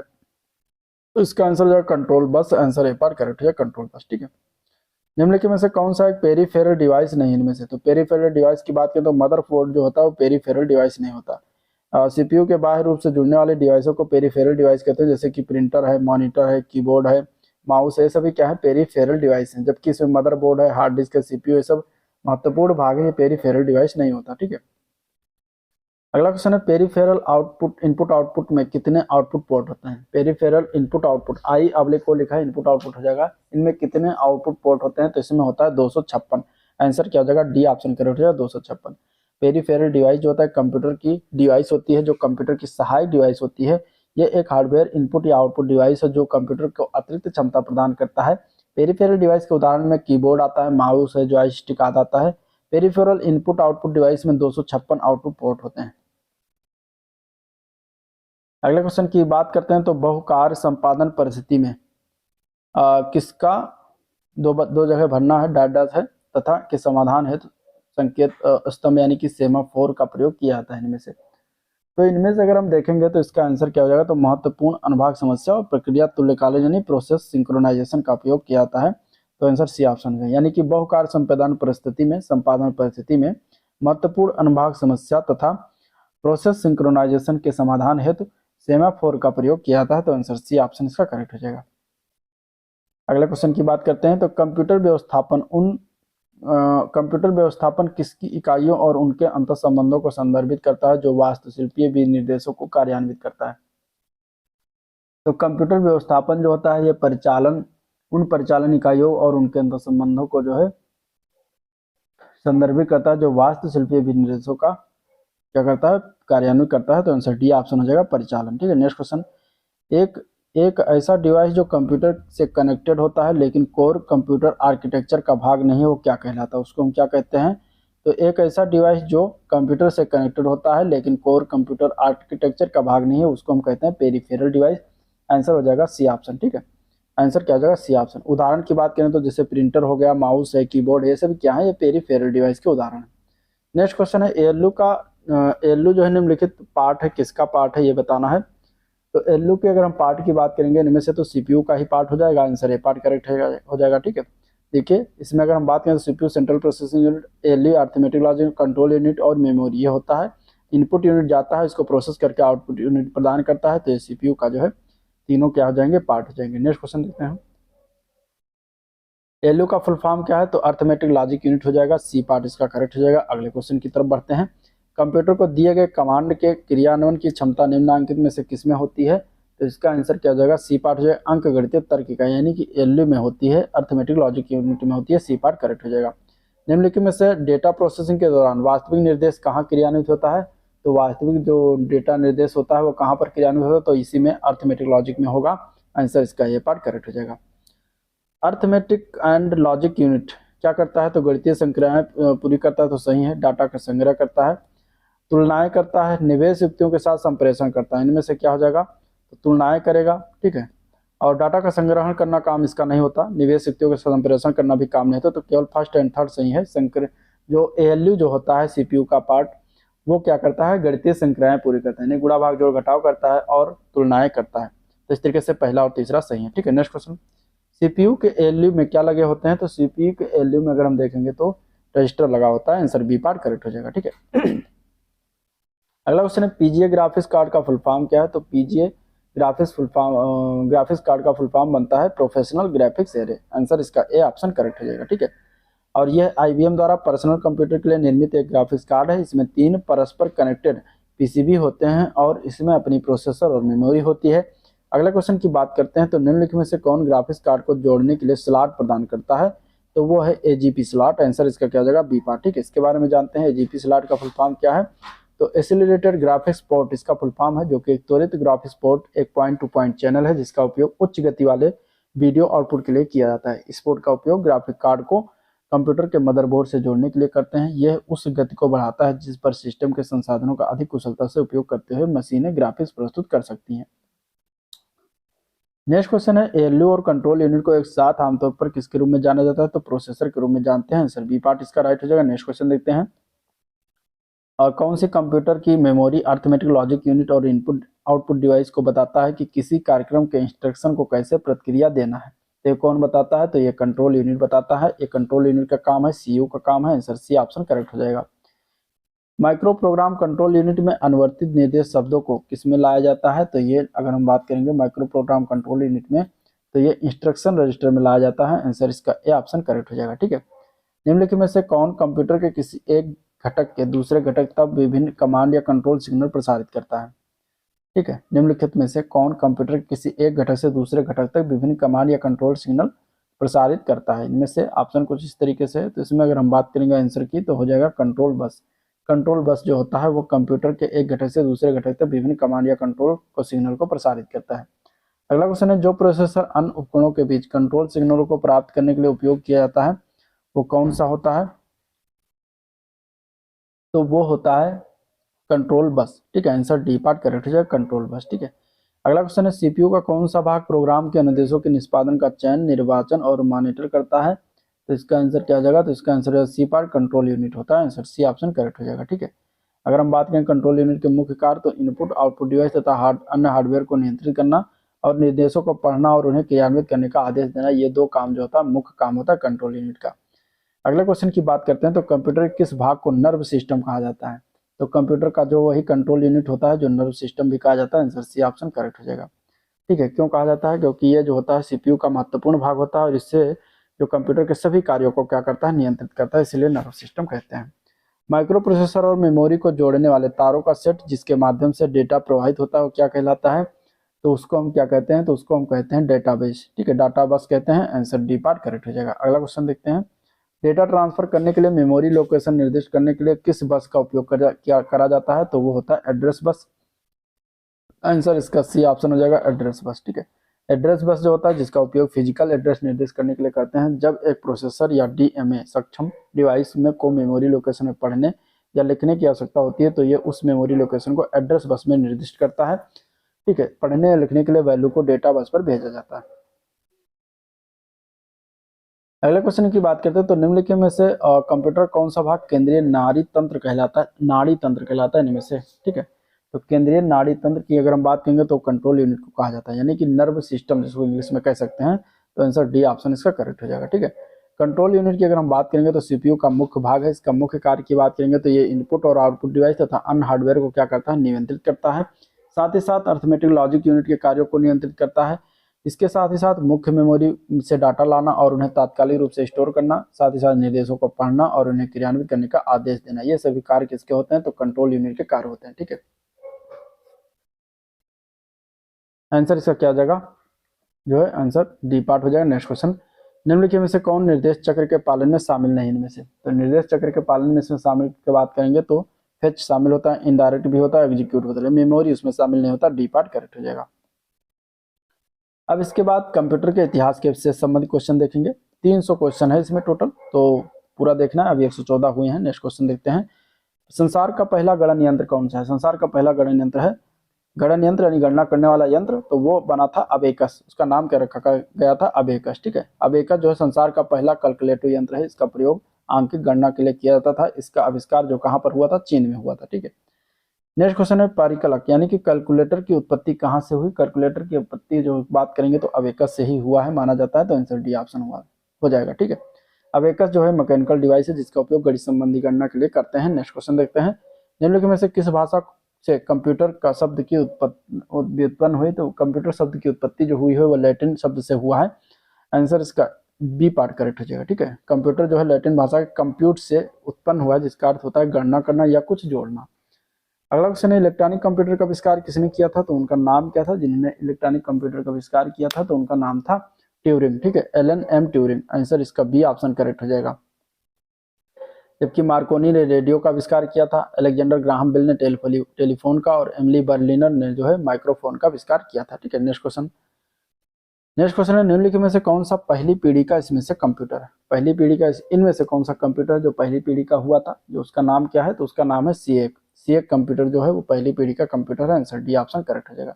ठीक है, सीएक का पूरा नाम भी होता है स्टैंडर्ड ईस्टर्न ऑटोमेटिक कंप्यूटर, इसका फुल फॉर्म है, जो कि पहली पीढ़ी का इलेक्ट्रॉनिक कंप्यूटर था जिसे US national bureau of standards द्वारा 1950 में बनाया गया था। शुरू में इसे राष्ट्रीय मानक ब्यूरो अंतरिम कंप्यूटर कहा जाता था क्योंकि यह क्या था? क्योंकि एक छोटे पैमाने का कंप्यूटर था जिसे जल्दी में बनाया गया था और संचालन में लाया गया था। ठीक है, नेक्स्ट क्वेश्चन।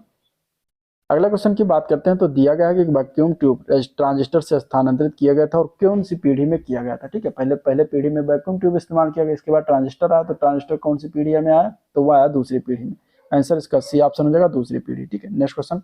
चार्ल्स बेबेज द्वारा डिजाइन किया गया पहला यांत्रिक कंप्यूटर किस नाम से जाना जाता है? चार्ल्स बेबेज ने जो डिजाइन किया था वो उस कंप्यूटर का नाम क्या था? तो एनालिटिकल इंजन उसका नाम रखा गया था। तो आंसर इसका ए ऑप्शन करेक्ट हो जाएगा। ठीक है, और ये 19वीं शताब्दी में ब्रिटिश आविष्कारक थे चार्ल्स बेबेज, इनके द्वारा डिजाइन किया गया था। इसके डिजाइन में एक एएलयू यानी अर्थमेटिक लॉजिक यूनिट और बुनियादी प्रोग्रामेटिक प्रवाह नियंत्रण का प्रयोग किया गया था। इसे पंच कार्डों का उपयोग करके जो है प्रोग्राम किया गया था। अगला क्वेश्चन है पहला कंप्यूटर बनाया गया था किसके द्वारा? तो पहला कंप्यूटर बनाया गया था चार्ल्स बेबेज के द्वारा। सी ऑप्शन करेक्ट हो जाएगा। और पहला कंप्यूटर बनाने का श्रेय भी चार्ल्स बेबेज को जाता है। कंप्यूटर के विकास की दिशा में प्रथम प्रयास 19वीं शताब्दी में चार्ल्स बेबेज के द्वारा सूचनाओं के प्रसंस्करण के उद्देश्य से एक यंत्र के निर्माण के रूप में किया गया था। ठीक है, यह एक अत्यंत साधारण प्रकार का यंत्र था जिसका मुख्यतः 3 भाग स्टोर, मिल और नियंत्रक यानी कि कंट्रोलर थे। बेबेज का यह यंत्र कंप्यूटर तो नहीं था पर उसने कंप्यूटर निर्माण की दिशा में नए मार्ग प्रशस्त कर दिए थे। अगले क्वेश्चन की बात करते हैं दुनिया के पहले इलेक्ट्रॉनिक डिजिटल कंप्यूटर का नाम क्या है? तो दुनिया के पहले इलेक्ट्रॉनिक डिजिटल कंप्यूटर का नाम है ENIAC computer. Answer A part correct हो जाएगा इसका, ठीक है। इसके अगर हम ENIAC की फुल फॉर्म की तो electronic numerical integrator and computer इसका फुल फॉर्म है। दुनिया का पहला इलेक्ट्रॉनिक डिजिटल कंप्यूटर था जिसका आविष्कार पेंसिल्वेनिया विश्वविद्यालय में प्रोफेसर जे प्रेस्पर एकट ने किया था और जॉन मचौली भी थे। 1945 में इन्होंने किया था। यह अमेरिकी सेना द्वारा डिजाइन किया गया था। इसका पहला प्रयोग हाइड्रोजन बम में की गणना के लिए जो है किया गया था। नेक्स्ट क्वेश्चन देखते हैं। अगला क्वेश्चन की बात करते हैं तो दिया गया है कि प्रथम सामान्य प्रयोजनार्थ इलेक्ट्रॉनिक कंप्यूटर ENIAC का फुल फॉर्म क्या है। तो अभी ऊपर इसके बारे में बताया। इसका पहला full form electronic numerical integrator and computer इसका फुल फॉर्म है। आंसर ए पार्ट करेक्ट हो जाएगा, ठीक है। अगला क्वेश्चन, पहला इलेक्ट्रॉनिक डिजिटल कंप्यूटर बनाया गया था, कहाँ पर बनाया गया था। तो पहला इलेक्ट्रॉनिक डिजिटल कंप्यूटर जो बनाया गया था वो यूनिवर्सिटी ऑफ पेंसिल्वेनिया USA में बनाया गया था, जो कि जिसका नाम क्या था ENIAC, ठीक है। 1945 में बना था। अगला क्वेश्चन, पहले इलेक्ट्रॉनिक अंकीय कंप्यूटर में क्या था। तो पहला इलेक्ट्रॉनिक डिजिटल कंप्यूटर में वो था वाल्व के सहायता से बनाया गया था। तो आंसर बी ऑप्शन करेक्ट हो जाएगा, ठीक है, जो कि ENIAC ही था। ENIAC में वाल्व लगे हुए थे, ठीक है। तो आंसर इसका क्या हो जाएगा, वाल्व हो जाएगा। नेक्स्ट क्वेश्चन, 1642 में परिकलन यंत्र की शुरुआत किसके द्वारा किया गया था। तो 1642 में परिकलन यंत्र की शुरुआत की बात करेंगे तो ब्लेज पास्कल ने किया था। आंसर डी ऑप्शन करेक्ट हो जाएगा, ठीक है। पास्कलाइन जिसे अंकगणितीय मशीन भी कहा जाता है, पहली कैलकुलेटर या जोड़ने वाली मशीन थी। पास्कलाइन को 1642 या 1644 के बीच फ्रांसीसी गणितीय दार्शनिक ब्लेज पास्कल के द्वारा डिजाइन और निर्मित किया गया था। अगला क्वेश्चन है, हार्मन होलेरिथ ने टेबुलेटिंग सिस्टम में पूर्णतः प्राप्त की और यह मशीन विकसित की, किसके द्वारा विकसित किया। तो इसका आंसर क्या हो जाएगा।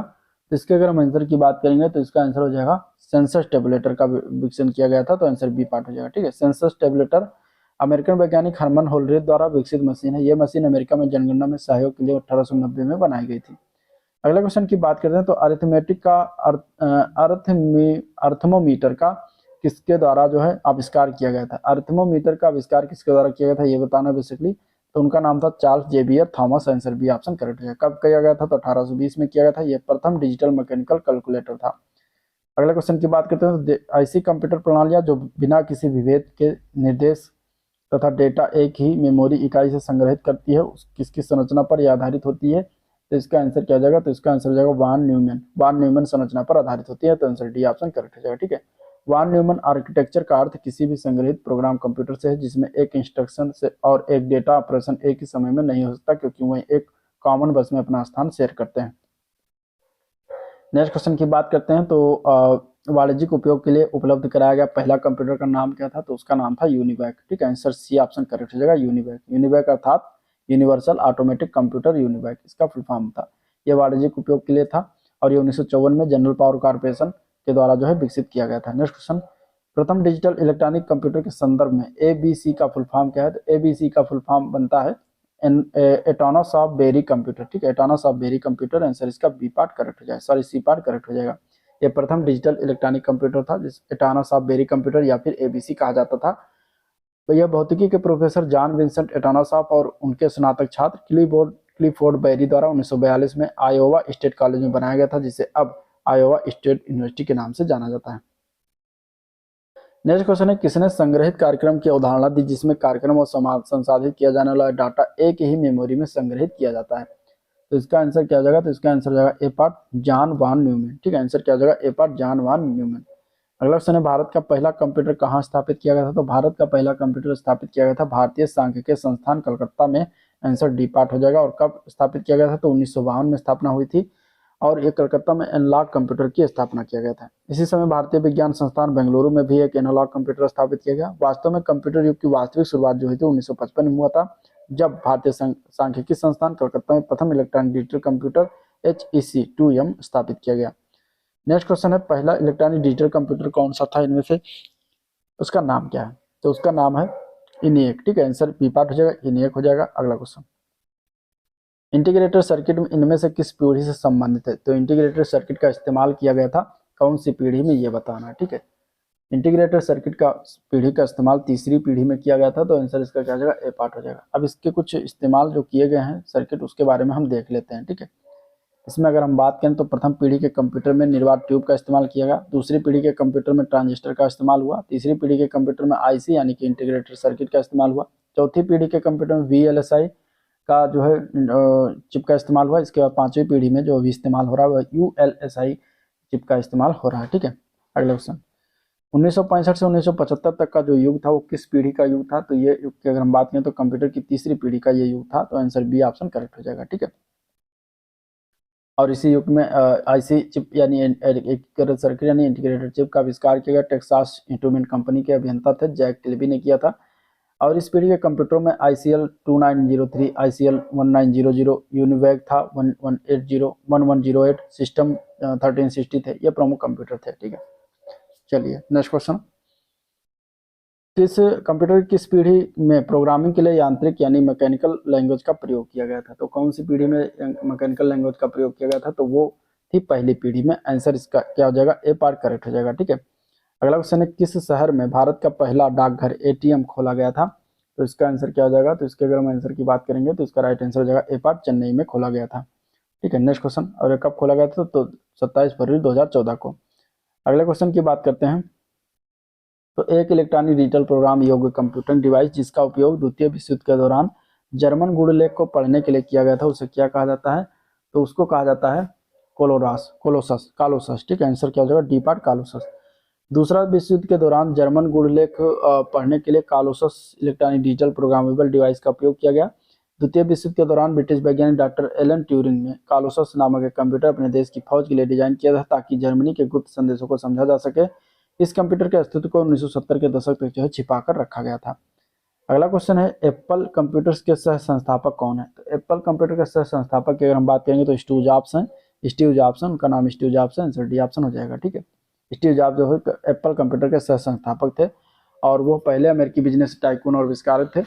वो जो है एप्पल इंक के संस्थापक और मुख्य कार्यकारी अधिकारी थे। अगस्त 2011 में इन्होंने अपने पद से इस्तीफा दे दिया। इनके साथ स्टीफन वेजनेक और रोनाल्ड वेन ने मिलकर 1 अप्रैल 1976 को अब एप्पल की स्थापना में योगदान दिया। सन 2011 में ही उनकी मृत्यु हो गई। बिल गेट्स और पॉल एलन माइक्रोसॉफ्ट के संस्थापक हैं। Charles flint computing tableting recording company इकाई जो है IBM के संस्थापक हैं। अगला क्वेश्चन, निम्नलिखित में से कौन सा एक प्रारंभिक कंप्यूटर नहीं इनमें से? तो इनमें से अगर देखा जाएगा तो देखिए, इसमें अगर हम बात करें तो सभी के सभी अगर आते हैं, एटलस जो है पहला सुपर कंप्यूटर है। ठीक है, लियो जो है पहला बिजनेस कंप्यूटर है। ENIAC जो है पहला इलेक्ट्रॉनिक डिजिटल कंप्यूटर है। लिनक जो है ये पहला मिनी कंप्यूटर है। तो प्रारंभिक कंप्यूटर तो सभी हैं इनमें से। ठीक है, तो इसलिए इसमें स्टार लगा हुआ है। अब इसमें अगर हम बात करें तो आयोग के द्वारा इस प्रश्न को क्या कर दिया गया? निरस्त कर दिया गया। नेक्स्ट क्वेश्चन, तीसरी पीढ़ी के कंप्यूटरों में किस तकनीक का उपयोग किया जाता है? तो तीसरी पीढ़ी के कंप्यूटरों में अभी ऊपर इस पर बात हो चुकी है, एकीकृत परपथ यानी कि IC यानी कि इंटीग्रेटेड सर्किट का प्रयोग किया जाता है। तो आंसर ए पार्ट करेक्ट हो जाएगा। नेक्स्ट क्वेश्चन, 1950 के कंप्यूटरों की कौन सी पीढ़ी से संबंधित? 1950 के कंप्यूटर की अगर हम बात करेंगे तो वो पहली पीढ़ी के संबंधित है। आंसर इसका ए ऑप्शन करेक्ट हो जाएगा। और उसमें क्या इस्तेमाल किया जाता था? वैक्यूम ट्यूब का इस्तेमाल किया, जो कि बहुत बड़े होते थे।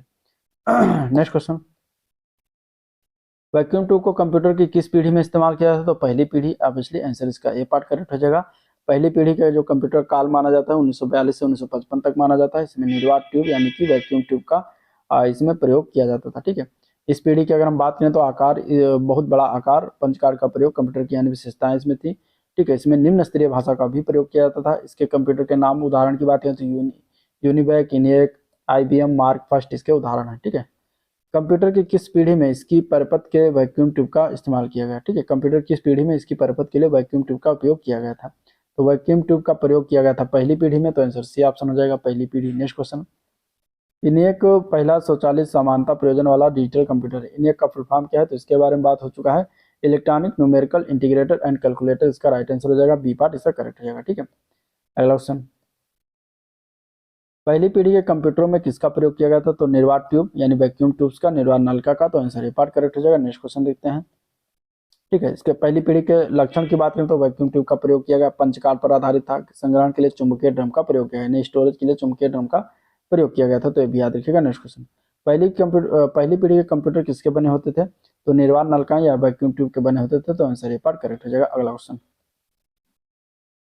इनमें से कौन सा कंप्यूटर सबसे आम प्रकार है? इसका उपयोग आमतौर पर द्विधारी संख्या प्रणाली का उपयोग करके मात्राओं के साथ जानकारी को संसाधित करने के लिए किया जाता है। तो कौन सा प्रकार का कंप्यूटर है?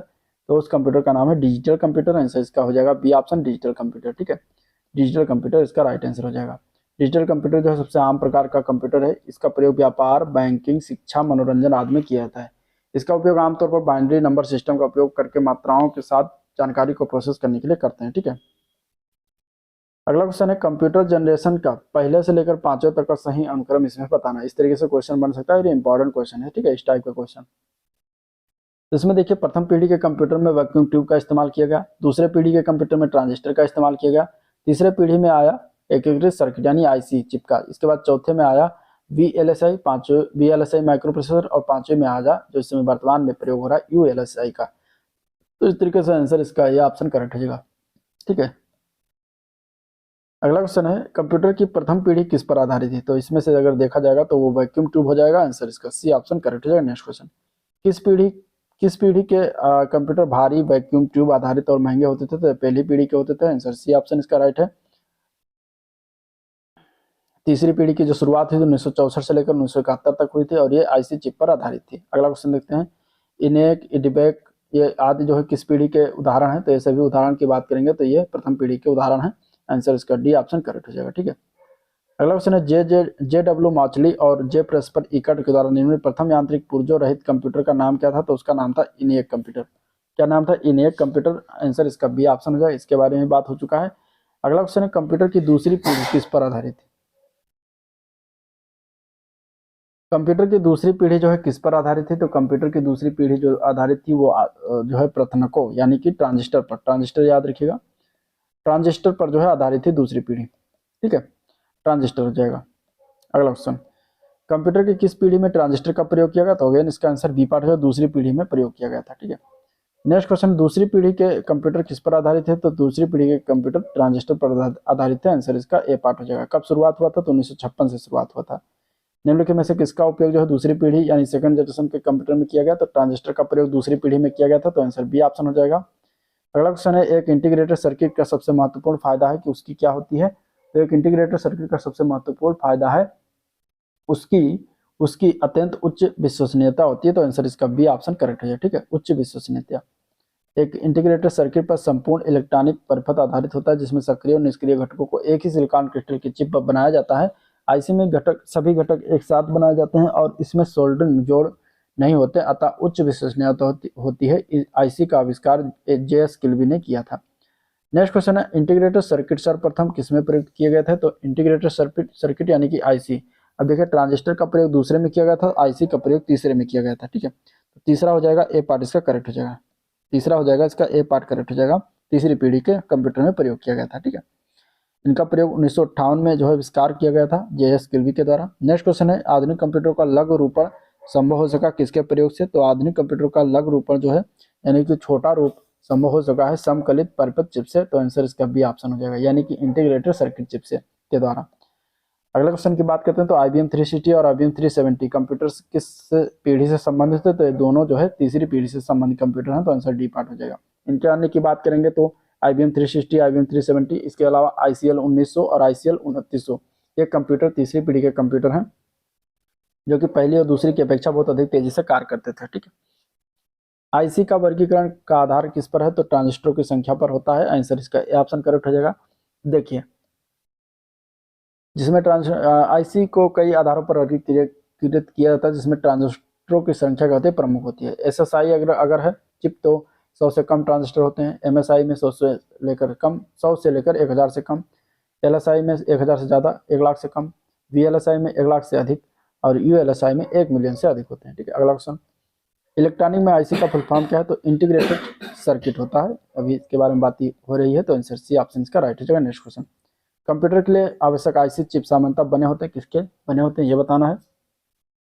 तो कंप्यूटर के लिए आईसी चिप जो होते हैं ये सामान्यतः सिलिकॉन के बने होते हैं, आंसर बी ऑप्शन करेक्ट हो जाएगा। ठीक है, सिलिकॉन जैसी किसी आदिकालिक चिप पर जो है बना संपूर्ण इलेक्ट्रॉनिक सर्किट एकीकृत सर्किट कहलाता है। इसका उपयोग कंप्यूटर, रेडियो, टेलीविजन आदि आधुनिक इलेक्ट्रॉनिक युक्तों में जो है किया जाता है। नेक्स्ट क्वेश्चन है, निम्नलिखित में से कौन तीसरी पीढ़ी कंप्यूटर का मुख्य इलेक्ट्रॉनिक अवयव है। तो समेकित परपथ यानी कि आईसी यानी कि इंटीग्रेटेड सर्किट। ठीक है, तो डी पार्ट करेक्ट हो जाएगा। सिलिकॉन क्या है। तो सिलिकॉन एक सेमीकंडक्टर है, आंसर बी पार्ट हो जाएगा। सामान्यतः आईसी जो प्रयुक्त होती है किस पर प्रयुक्त होती है। तो इसका आंसर क्या हो जाएगा। तो ये मोनोलिथिक होती है, आंसर इसका बी पार्ट करेक्ट हो जाएगा। ठीक है, कंप्यूटर हार्डवेयर में सिलिकॉन जो सिलिकॉन का बना होता है आंकड़ों की बहुत अधिक मात्रा को भंडार में रख सकता है, वो क्या कहलाता है? तो उसको हम कहते हैं चिप। क्या कहते हैं? चिप कहते हैं। आंसर बी पार्ट हो जाएगा। ठीक है, आंसर क्या हो जाएगा? बी पार्ट हो जाएगा। नेक्स्ट क्वेश्चन देखते हैं। एक छोटे सिलिकॉन चिप पर ट्रांजिस्टर और अन्य इलेक्ट्रॉनिक उपकरणों द्वारा बने पूर्ण इलेक्ट्रॉनिक सर्किट को क्या कहा जाता है? तो इसको कहा जाता है integrated circuit. Answer C option हो जाएगा। ठीक है, नेक्स्ट क्वेश्चन। कंप्यूटर में इस्तेमाल होने वाली इंटीग्रेटेड सर्किट चिप्स बनाने में निम्नलिखित में से कौन से रासायनिक तत्व एक टेट्रावैलेंट धातु का इस्तेमाल किया जाता है? तो वो कौन सा होता है? तो वो होता है सिलिकॉन। ठीक है, आंसर इसका क्या हो जाएगा? सी पार्ट इसका करेक्ट हो जाएगा। ठीक है, आंसर क्या हो जाएगा? सी पार्ट इसका करेक्ट हो जाएगा। अगला प्रश्न है, किस कंप्यूटर जनरेशन ने आईसी यानी इंटीग्रेटेड सर्किट को वीएलएसआई यानी कि वेरी लार्ज स्केल इंटीग्रेशन, इसका फुल फॉर्म होता है, सर्किट में बदल दिया गया था? तो किस जनरेशन में बदला गया था आईसी को वीएलएसआई में? ठीक है, इसका आंसर बताना है। तो ये चेंज हुआ था फोर्थ जनरेशन में। ठीक है, चौथी पीढ़ी के कंप्यूटर में जो है वीएलएसआई का प्रयोग किया जाने लगा आईसी की जगह पर। तो आंसर ए पार्ट करेक्ट हो जाएगा। और इसका अगर हम चौथे जनरेशन की बात करेंगे तो 1971 से लेकर 1980 के मध्य जो है इसका प्रयोग हुआ था वीएलएसआई का, और इसको चौथी जनरेशन कहा गया था। और इस प्रकार के सर्किट में लगभग 5000 ट्रांजिस्टर और और अधिक जो है एलिमेंट होते हैं। अगला क्वेश्चन है, कौन सी पीढ़ी के कंप्यूटर माइक्रो प्रोसेसर तकनीक के उपयोग करके जो है विकसित किए गए थे? तो ये इसका आंसर हो जाएगा ए पार्ट, चौथी पीढ़ी के कंप्यूटर। ठीक है, 1971 से 1989 इसका जो है चौथी पीढ़ी का काल माना जाता है, जिसमें आईसी की जगह पर वीएलएसआई तथा यूएलएसआई का प्रयोग आरंभ किया गया। और यहीं से जो है वीएलएसआई के तकनीकी के उपयोग से माइक्रो प्रोसेसर का निर्माण होने लगा, जिससे कंप्यूटर का आकार जो है कम हो गया और क्षमता जो है बढ़ गई। नेक्स्ट क्वेश्चन है, निम्नलिखित में से कौन चौथी पीढ़ी की प्रोग्रामिंग भाषा है? चौथी पीढ़ी में कौन सी भाषाओं का प्रयोग किया गया था? तो वो है एसक्यूएल। आंसर सी ऑप्शन हो जाएगा, एसक्यूएल। ठीक है, SQL means structured query language. ये चौथी पीढ़ी की प्रोग्रामिंग लैंग्वेज है जो रिलेशन डेटाबेस को मैनेज करने, जैसे डेटा को स्टोर करने, मैनिपुलेट करने, रिट्रीव आदि में उपयोग किया जाता है। अगले क्वेश्चन की बात करते हैं तो पहला माइक्रो प्रोसेसर 4004 किस कंपनी द्वारा बनाया गया था? तो इसका आंसर क्या हो जाएगा? पहला माइक्रो प्रोसेसर 4004 किस कंपनी के द्वारा बनाया गया था? तो ये इंटेल कॉर्पोरेशन के द्वारा बनाया गया था। आंसर इसका क्या हो जाएगा? आंसर इसका हो जाएगा B part, Intel corporation. Intel corporation ये कब बनाया गया था? इसका आविष्कार कब किया गया था? तो 1969 में। ठीक है, अगले प्रश्न की बात करते हैं। ट्रांजिस्टर का संबंध कंप्यूटर की किस पीढ़ी से, यानी कि ट्रांजिस्टर का प्रयोग किस पीढ़ी के कंप्यूटर में सर्वप्रथम हुआ था? तो ये हुआ था दूसरी पीढ़ी में। ठीक है, पहली पीढ़ी में निर्वात ट्यूब का इस्तेमाल किया गया था, दूसरी पीढ़ी में जो है ट्रांजिस्टर का प्रयोग किया गया था, तीसरी पीढ़ी में आईसी चिप का प्रयोग किया गया था, चौथी पीढ़ी में वीएलएसआई जो है प्रोसेसर का प्रयोग किया गया था। अगले क्वेश्चन की बात करते हैं। माइक्रो प्रोसेसर की गति को किसके रूप में मापा जाता है? तो माइक्रो प्रोसेसर की गति को हम मापते हैं घड़ी, क्लॉक स्पीड से।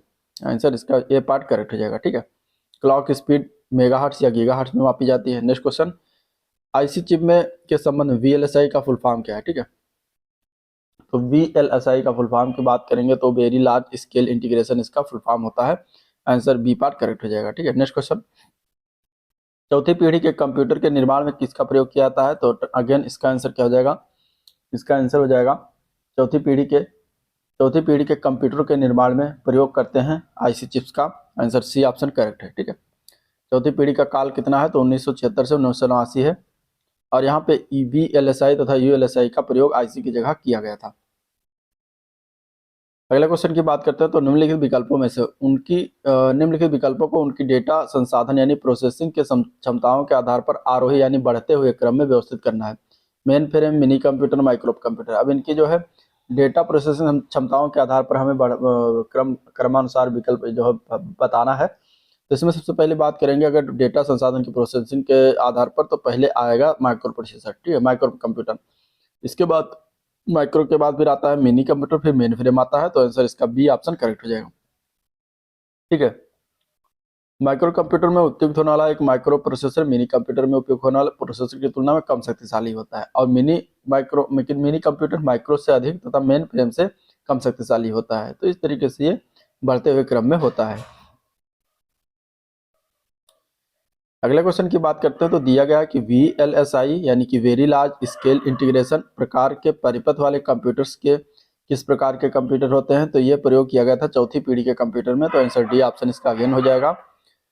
नेक्स्ट क्वेश्चन की बात करते हैं, तो इसका आंसर क्या हो जाएगा, दिया गया है डेटा प्रोसेसिंग समझाने डेटा प्रोसेसिंग पावर के संदर्भ में निम्नलिखित में से कौन सा विकल्प अलग अलग कंप्यूटर पीढ़ियों का सही क्रम देता है। तो प्रोसेसिंग पावर में अगर हम देखेंगे तो सबसे पहले अगर देखेंगे तो सबसे कम प्रोसेसिंग पावर होती थी पहली पीढ़ी की, फिर दूसरी पीढ़ी की उससे ज़्यादा होती थी, फिर तीसरी पीढ़ी की पहली से ज़्यादा, दूसरी से ज़्यादा, फिर चौथी की जो है तीसरी से ज़्यादा थी। तो इस तरीके से आंसर हो जाएगा सी ऑप्शन करेक्ट इसका। अगले क्वेश्चन की बात करते हैं, तो वर्ष 2015 तक की कंप्यूटर की कौन सी पीढ़ियों का उत्पादन हुआ है। तो वर्ष 2015 तक अगर देखा जाए तो पांचवी पीढ़ी के कंप्यूटर का उत्पादन हुआ है, तो आंसर बी ऑप्शन करेक्ट हो जाएगा। पांचवी पीढ़ी का काल 1990 से लेकर अब तक चल रहा है।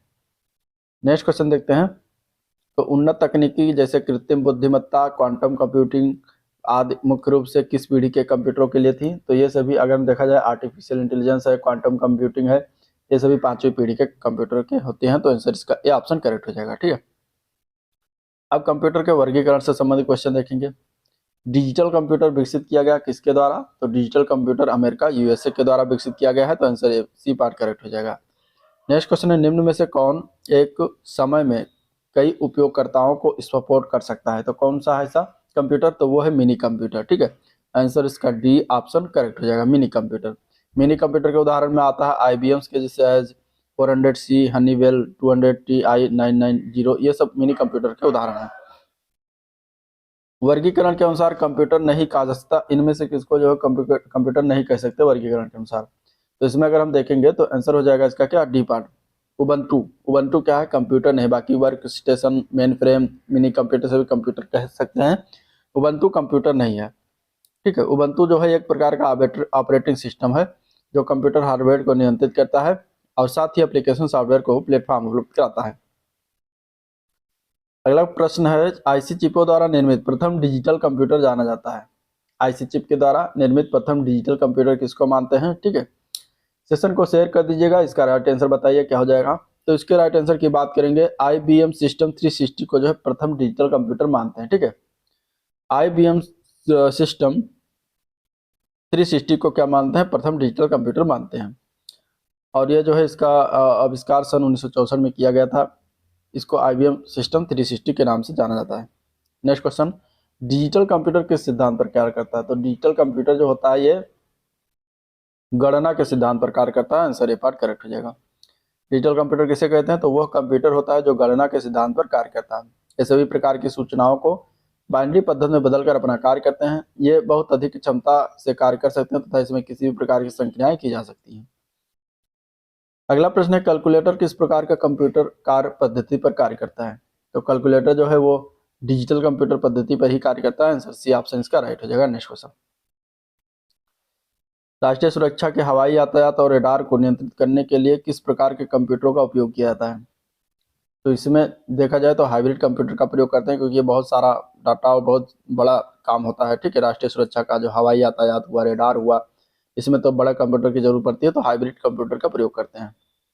ठीक है, ये कंप्यूटर हाइब्रिड जो होता है ये डिजिटल और एनालॉग कंप्यूटर का मिला जुला रूप होता है। ठीक है, ये कंप्यूटर 3 प्रकार का होता है, एनालॉग, डिजिटल और हाइब्रिड कंप्यूटर। अब हॉस्पिटल में मरीज की हार्ट बीट मापने, ब्लड प्रेशर को चेक करने के लिए हाइब्रिड कंप्यूटर का ही प्रयोग किया जाता है। एनालॉग कंप्यूटर का प्रयोग भौतिक इकाइयों को मापकर उनको अंकों में बदलने के लिए करते हैं। इन कंप्यूटर्स का मुख्यतः प्रयोग विज्ञान और इंजीनियरिंग क्षेत्र में किया जाता है। नेक्स्ट क्वेश्चन है, किसी संकर कंप्यूटर में यानी कि हाइब्रिड, इसको हाइब्रिड कह सकते हैं, किसी हाइब्रिड कंप्यूटर में निम्नलिखित में से किन विशेषताओं का समन्वय होता है। तो इसमें से अगर देखा जाएगा तो हाइब्रिड में अनुरूप और अंकीय कंप्यूटर यानी एनालॉग और डिजिटल कंप्यूटर दोनों का समरूप मिश्रण होता है, तो आंसर हो जाएगा सी ऑप्शन करेक्ट। ठीक है, एनालॉग और डिजिटल का मिश्रण जो होता है उसको हाइब्रिड कंप्यूटर कहा जाता है। चलिए नेक्स्ट क्वेश्चन, अनेक घरेलू उपकरणों से निर्मित छोटे और सस्ते कंप्यूटर किस प्रकार के होते हैं। तो अनेक घरेलू उपकरणों से निर्मित छोटे और सस्ते कंप्यूटर जो होते हैं वह सभी किस प्रकार के होते हैं, वही कंप्यूटर किस प्रकार के होते हैं। तो मेन फ्रेम होते हैं, मिनी होते हैं, माइक्रो होते हैं, तीनों नहीं होते हैं, तो आंसर हो जाएगा डी पार्ट, उपयुक्त में से कोई नहीं। ठीक है, घरेलू उपकरण से निर्मित छोटे और सस्ते कंप्यूटर जैसे वॉशिंग मशीन हो गया, डिश वॉशर हो गया, इनमें सब में हाइब्रिड कंप्यूटर का इस्तेमाल किया जाता है। ये इलेक्ट्रिक और फिजिकल दोनों रूप के साथ साथ काम करता है। अगला क्वेश्चन है, कार में लगा हुआ गति मापक यंत्र निरूपित करता है, क्या निरूपित करता है? तो आंसर इसका हो जाएगा, आंसर इसका क्या हो जाएगा? आंसर इसका हो जाएगा ए पार्ट, एनालॉग कंप्यूटर। कार में जो गति मापक यंत्र लगा होता है वो एनालॉग कंप्यूटर का उदाहरण है, तो आंसर ए पार्ट करेक्ट हो जाएगा। नेक्स्ट क्वेश्चन है, निम्नलिखित में से कौन सा कंप्यूटर एनालॉग आउटपुट को डिजिटल फॉर्म में परिवर्तित करने से मुख्यतः जो है संबद्ध है? तो इनमें से अगर देखा जाएगा तो वो एनालॉग कंप्यूटर ही हो जाएगा। आंसर इसका ए ऑप्शन करेक्ट है, ठीक है। अगला क्वेश्चन देखते हैं। तो अगला क्वेश्चन है इस तरीके से कि मेन मेमोरी आकार और प्रदर्शन के आधार पर किस प्रकार के कंप्यूटर को बिग आयरन के रूप में जाना जाता है? तो बिग आयरन के रूप में, मेन फ्रेम कंप्यूटर के रूप में, बिग आयरन के रूप में जानते हैं मेन फ्रेम कंप्यूटर को, तो आंसर इसका सी ऑप्शन करेक्ट हो जाएगा। नेक्स्ट क्वेश्चन देखते हैं। तो सबसे पहला मिनी कंप्यूटर कौन सा था? सबसे पहला मिनी कंप्यूटर की बात करेंगे तो PDP-8 था सबसे पहला मिनी कंप्यूटर। PDP-8 जो था यह डिजिटल इक्विपमेंट कॉरपोरेशन द्वारा 1958 में निर्मित किया गया था, जो पहला सफल व्यावसायिक मिनी कंप्यूटर था, ठीक है। साथ ही साथ इनियक की बात करेंगे तो इनियक जो था वो पहला इलेक्ट्रॉनिक जनरल पर्पज कंप्यूटर था। इनियक का फुल फॉर्म है electronic numerical integrator and computer. इसके बाद इडवेक आया तो electronic discrete variable automatic computer इसका फुल फॉर्म है। यह एक इलेक्ट्रॉनिक कंप्यूटर था। यह अपने पूर्ववर्ती इनियक कंप्यूटर से भिन्न था। इसमें डेसिमल की जगह बाइनरी का प्रयोग किया गया था। अगले क्वेश्चन की बात करते हैं। तो अगला प्रश्न है, माइक्रो कंप्यूटर हार्डवेयर में फिजिकल इक्विपमेंट की 3 बेसिक कैटेगरी होती है। कौन कौन सी फिजिकल इक्विपमेंट 3 बेसिक कैटेगरी होती है? तो वो होता है system unit, input output unit, secondary storage. ये 3 बेसिक यूनिट होती है, तो आंसर इसका बी ऑप्शन करेक्ट हो जाएगा। नेक्स्ट क्वेश्चन है, किस प्रकार के कंप्यूटर का सर्वाधिक प्रयोग किया जाता है? तो किस प्रकार के कंप्यूटरों का सर्वाधिक प्रयोग करते हैं? तो वो है माइक्रो कंप्यूटर का। आंसर हो जाएगा D option correct, micro computer. Desktop computer, laptop, tablet, smartphone, ये सब जो है किस के विभिन्न प्रकार हैं? तो ये सभी की अगर हम बात करेंगे तो सभी माइक्रो कंप्यूटर के अंतर्गत आते हैं। आंसर ए पार्ट करेक्ट हो जाएगा, ठीक है। माइक्रो कंप्यूटर क्या होता है कि छोटा आकार का होता है, पर्सनल कंप्यूटर का ही एक पर्याय होता है, जिसमें सीपीयू के रूप में माइक्रो प्रोसेसर का प्रयोग किया जाता है। अगला क्वेश्चन है, निम्नलिखित में से कौन पोर्टेबल और ढोने में आसान है? तो इसमें से कौन हो जाएगा? सुपर कंप्यूटर बहुत बड़ा होता है, बहुत बड़ा जगह घर पर लगाया जाता है। मिनी कंप्यूटर भी बहुत बड़ा होता है। अगर हम देखेंगे तो लैपटॉप जो होता है, लैपटॉप पोर्टेबल होता है, ढोने में भी आसान है, तो आंसर सी ऑप्शन इसका राइट हो जाएगा, ठीक है। लैपटॉप और टैबलेट लोगों को पोर्टेबिलिटी, मोबिलिटी के फीचर प्रदान करने में मदद करते हैं, यानी लेने ले जाने में आसानी होती है। इसको आप छोटे से बैग में रख के कहीं भी ले जा सकते हैं, कहीं भी ला सकते हैं। लैपटॉप एक प्रकार का कंप्यूटर जिसे हम नोटबुक कंप्यूटर कहते हैं। ये एक battery AC powered personal computer होता है, जो छोटे साइज का होता है। इसे आसानी से एक स्थान से दूसरे स्थान तक ले जाया जा सकता है। कंप्यूटर जो है, सर्वप्रथम कंप्यूटर का आविष्कार चार्ल्स बेबेज के द्वारा किया गया था। नेक्स्ट क्वेश्चन, निम्नलिखित में से कौन विश्व का पहला लैपटॉप कंप्यूटर बाजार में आया? इनमें से तो इनमें से अगर देखा जाए तो इप्सन का सबसे पहला लैपटॉप आया था बाजार में। आंसर बी पार्ट हो जाएगा। और ये विश्व का पहला लैपटॉप कंप्यूटर को इप्सन ने जो है बाजार में उतारा था। EPSN HX20 के नाम से 1981 में आया था, जिसमें 68 कीबोर्ड, रिचार्जेबल निकल कैडमियम बैटरी से जो है युक्त था। अगला प्रश्न देखते हैं। तो मिलिएप सबसे कम कीमत का एक लैपटॉप है, जिसे बाजार में किसके द्वारा उतारा गया? तो ये उतारा गया था HCL के द्वारा। आंसर इसका हो जाएगा डी ऑप्शन, SCL, ठीक है। SCL कंपनी के द्वारा उतारा गया था। और ये इसकी स्क्रीन 7 इंच की होती है, ठीक है। ये इसका प्रोसेसर इंटेल का है तथा इसमें सभी प्रकार के operating system Linux, DOS, XP, window, Vista आदि प्रयोग होते हैं। अगला क्वेश्चन है, एक पोर्टेबल निजी कंप्यूटर जो आपकी गोद में रखने लायक छोटा सा होता है, क्या कहलाता है? तो उसको हम कहते हैं notebook computer. Answer A part correct है, नोटबुक कंप्यूटर, ठीक है। नेक्स्ट क्वेश्चन, शब्द लैपटॉप और पामटॉप किस संदर्भ में प्रयोग किया जाता है? तो शब्द लैपटॉप और पामटॉप की बात करें तो कंप्यूटर के संदर्भ में प्रयोग किया जाता है, तो आंसर बी ऑप्शन करेक्ट हो जाएगा, ठीक है। अगला क्वेश्चन है, निम्नलिखित में से किसके बारे में विश्व का सबसे सस्ता टैबलेट PC होने का दावा किया गया है? इनमें से तो इसका आंसर कौन सा हो जाएगा? तो आकाश के बारे में दावा किया गया। आंसर ए पार्ट करेक्ट हो जाएगा। नेक्स्ट क्वेश्चन है, शब्द PC का अर्थ क्या होता है? तो PC का अर्थ होता है पर्सनल कंप्यूटर, ठीक है। इसका फुल फॉर्म है, बी पार्ट करेक्ट हो जाएगा। नेक्स्ट क्वेश्चन है, निम्नलिखित में से कौन सा पर्सनल कंप्यूटर का एक भाग नहीं? इनमें से तो CPU, रैम, रोम ये सभी भाग होता है, लेकिन USB इसका कंप्यूटर का भाग नहीं होता, तो आंसर बी ऑप्शन करेक्ट हो जाएगा, ठीक है। अगला क्वेश्चन है, शब्द PCXT का क्या अर्थ है? PCXT means personal computer standard technology. Answer इसका बी ऑप्शन करेक्ट हो जाएगा, इसका फुल फॉर्म बनता है। नेक्स्ट क्वेश्चन है IBM का फुल फॉर्म क्या है, तो IBM का फुल फॉर्म बनता है इंटरनेशनल बिजनेस मशीन, ठीक है, international business machine, answer B part हो जाएगा। निम्नलिखित में से क्या कंप्यूटर वर्गीकरण का एक प्रकार नहीं है इनमें से, तो इसका आंसर कौन सा होगा, तो देखिए analogue computer, digital computer, hybrid computer, ये 3 प्रकार के कंप्यूटर होते हैं। इलेक्ट्रिक कंप्यूटर कोई इसका वर्गीकरण नहीं होता, तो आंसर हो जाएगा इसका ए पार्ट। अगले क्वेश्चन की बात करते हैं, तो निम्नलिखित में से किस कंपनी ने कुछ समय पहले 1 टेराबाइट हार्ड ड्राइव क्षमता वाले भारत के पहले निजी कंप्यूटर को प्रवर्तित करने की घोषणा की थी, तो ये किया गया था एक HCL इन्फोसिस के द्वारा, इन्फोसिस्टम के द्वारा, तो आंसर सी ऑप्शन करेक्ट हो जाएगा, ठीक है। मैक एक प्रकार का पर्सनल कंप्यूटर है जिसे बनाया गया था, किसके द्वारा बनाया गया था, तो मैक की अगर हम बात करें तो एप्पल कंपनी के द्वारा बनाया गया है, जो कि पर्सनल कंप्यूटर है, तो आंसर ये पार्ट करेक्ट हो जाएगा, ठीक है। कब बनाया गया था, तो 1984 में बना था। ये एक ऐसा पर्सनल कंप्यूटर था जिसमें एक graphic user interface, built in screen, mouse को प्रदर्शित किया गया था। अगला क्वेश्चन की बात करते हैं, तो निम्नलिखित में से कौन सा एक प्रकार का पर्सनल कंप्यूटर नहीं है इनमें से,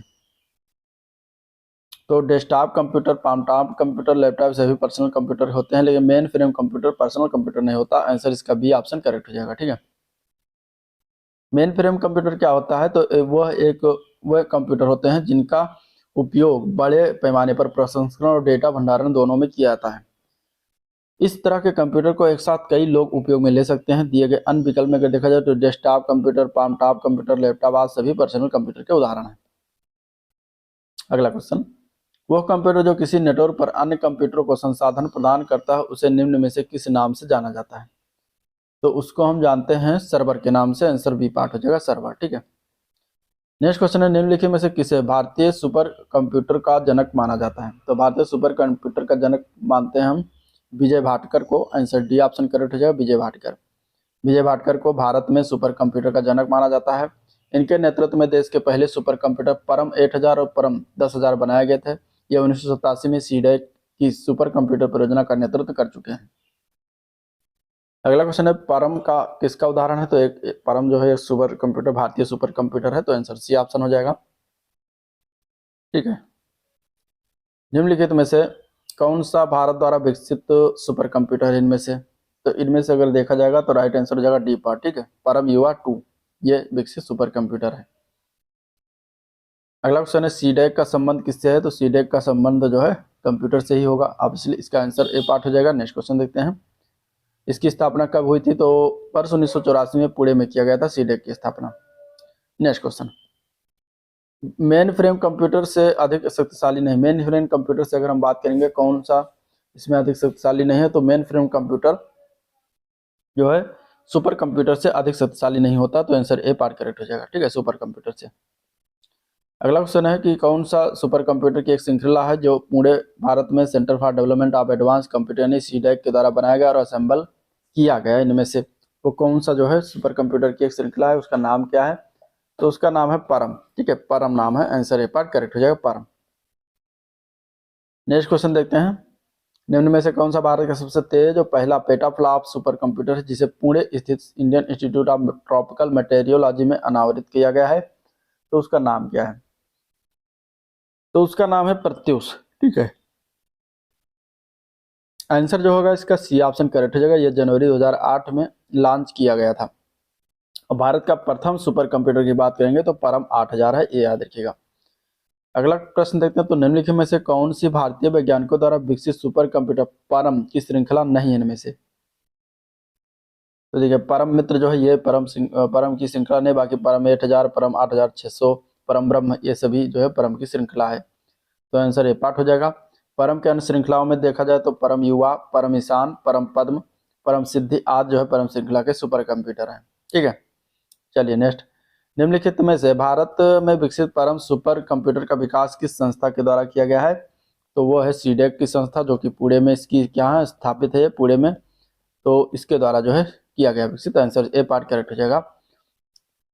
अगला क्वेश्चन है, निम्नलिखित में से कौन सा एशिया का पहला सुपर कंप्यूटर था, तो एशिया का पहला सुपर कंप्यूटर की बात करेंगे तो उसका नाम था एका, आंसर होगा डी पार्ट, एका था जो कि एशिया का पहला सुपर कंप्यूटर था, ठीक है। यह सुपर कंप्यूटर टाटा की पुणे स्थित कंप्यूटेशनल रिसर्च लेबोरेटरीज में तैयार किया गया था। एका जो है संस्कृत शब्द है जिसका अर्थ होता है नंबर 1। अगला प्रश्न है, दिए गए विकल्पों में से भारत में निर्मित सुपर कंप्यूटर परम 10,000 का डेवलपर का नाम क्या है? तो डेवलपर का नाम है सीडैक। ठीक है, CDAC. CDAC means centre for development of advance computing, इसका फुल फॉर्म बनता है, जो कि पुणे में है और उसके द्वारा डेवलप किया गया था परम परम सीरीज। नेक्स्ट क्वेश्चन है, सुपर कंप्यूटर परम 8000 का विमोचन किस वर्ष किया गया था? तो यह लॉन्च किया गया था 1991 में। आंसर बी पार्ट हो जाएगा, 1991 में। अगला क्वेश्चन, परम पदम जो हाल में चर्चा का विषय था, उसके बारे में बातें लिखी हैं, बताना इनमें से कौन सा सही है परम पदम के बारे में। तो ये भारत द्वारा विकसित महाविकलित यानी सुपर कंप्यूटर का नाम है परम पदम। ठीक है, ये नवीन नागरिक नहीं है, अवार्ड नहीं है, प्रताप नेहरू का तंत्र भी नहीं है, ये प्रशासन के बारे में नहीं है। तो आंसर हो जाएगा बी पार्ट, परम पदम जो है सुपर कंप्यूटर का नाम है। आंसर बी पार्ट करेक्ट हो जाएगा। अगर हम बात करें तो इसके पहले अगर बात करें तो पहले 4 ही देश था जो सुपर कंप्यूटर विकसित करने वाला था। 5वां देश भारत बना जब परम पदम का विकसित हुआ। इसके पहले अमेरिका, जापान, इजराइल और चीन के पास ही सुपर कंप्यूटर थे। परम सिद्धि का तात्पर्य क्या है? परम सिद्धि का तात्पर्य होता है, परम सिद्धि में एक कृत्रिम बुद्धि सुपर कंप्यूटर होता है। ठीक है, तो आंसर क्या हो जाएगा? B part. मध्यम रेंज के मौसम पूर्वानुमान के लिए भारत द्वारा सबसे पहले कौन सा सुपर कंप्यूटर खरीदा गया? तो उसका नाम क्या था? तो वो था क्रे XMP14। आंसर इसका ए ऑप्शन करेक्ट हो जाएगा। ठीक है, ये 1982 में इसे बाजार में उतारा गया था और इसे भारत के द्वारा सबसे पहले मौसम पूर्वानुमान के लिए खरीदा गया था। सुपर कंप्यूटर का प्रयोग निम्नलिखित में से किस अनुप्रयोग के लिए किया जाएगा? तो सुपर कंप्यूटर का प्रयोग किया जाता है मौसम पूर्वानुमान के लिए। आंसर जो हो जाएगा इसका सी पार्ट करेक्ट हो जाएगा। ठीक है, वाटसन कंप्यूटर निम्नलिखित में से किस कंपनी का वो प्रोडक्ट है? तो वाटसन कंप्यूटर की अगर हम बात करेंगे तो ये IBM कंपनी का प्रोडक्ट है। आंसर बी पार्ट हो जाएगा। ठीक है, IBM के संस्थापक का नाम क्या था? थॉमस जे वाटसन, इन्हीं के नाम पर रखा गया है सुपर कंप्यूटर का नाम जो रखा गया है। तो आंसर हो जाएगा IBM। अगला प्रश्न देखते हैं, निम्नलिखित में से कौन सबसे बड़ा, सबसे तेज और सबसे महंगा कंप्यूटर है इनमें से? तो इसका आंसर क्या होगा? इसका आंसर हो जाएगा बी पार्ट। ठीक है, सुपर कंप्यूटर सबसे तेज, सबसे बड़ा, सबसे महंगा कंप्यूटर होता है जो कि आम लोगों के इस्तेमाल में नहीं इस्तेमाल किया जाता है। ये ज़्यादा जहाँ काम होता है, जैसे कि मौसम की जानकारी देना, इस तरीके से हवाई जहाज की टिकट बुकिंग, इस समय प्रयोग किया जाता है। ठीक है, टेक्नोलॉजी में रिसर्च इसरो में प्रयोग किया जाता है। इसकी भंडारण क्षमता जो होती है 200 से लेकर 300 गीगाबाइट से अधिक होता है। ये 500 पेटाफ्लॉप की क्षमता से कार्य करते हैं। ठीक है, इसकी जरूरत तभी होती है जब अनवरत रूप से बदल रहे आंकड़ों को समानुक्रमित करना होता है। 2017 में चीन निर्मित सनवे तेहुलाइट विश्व का सबसे तेज कंप्यूटर था 2017 में।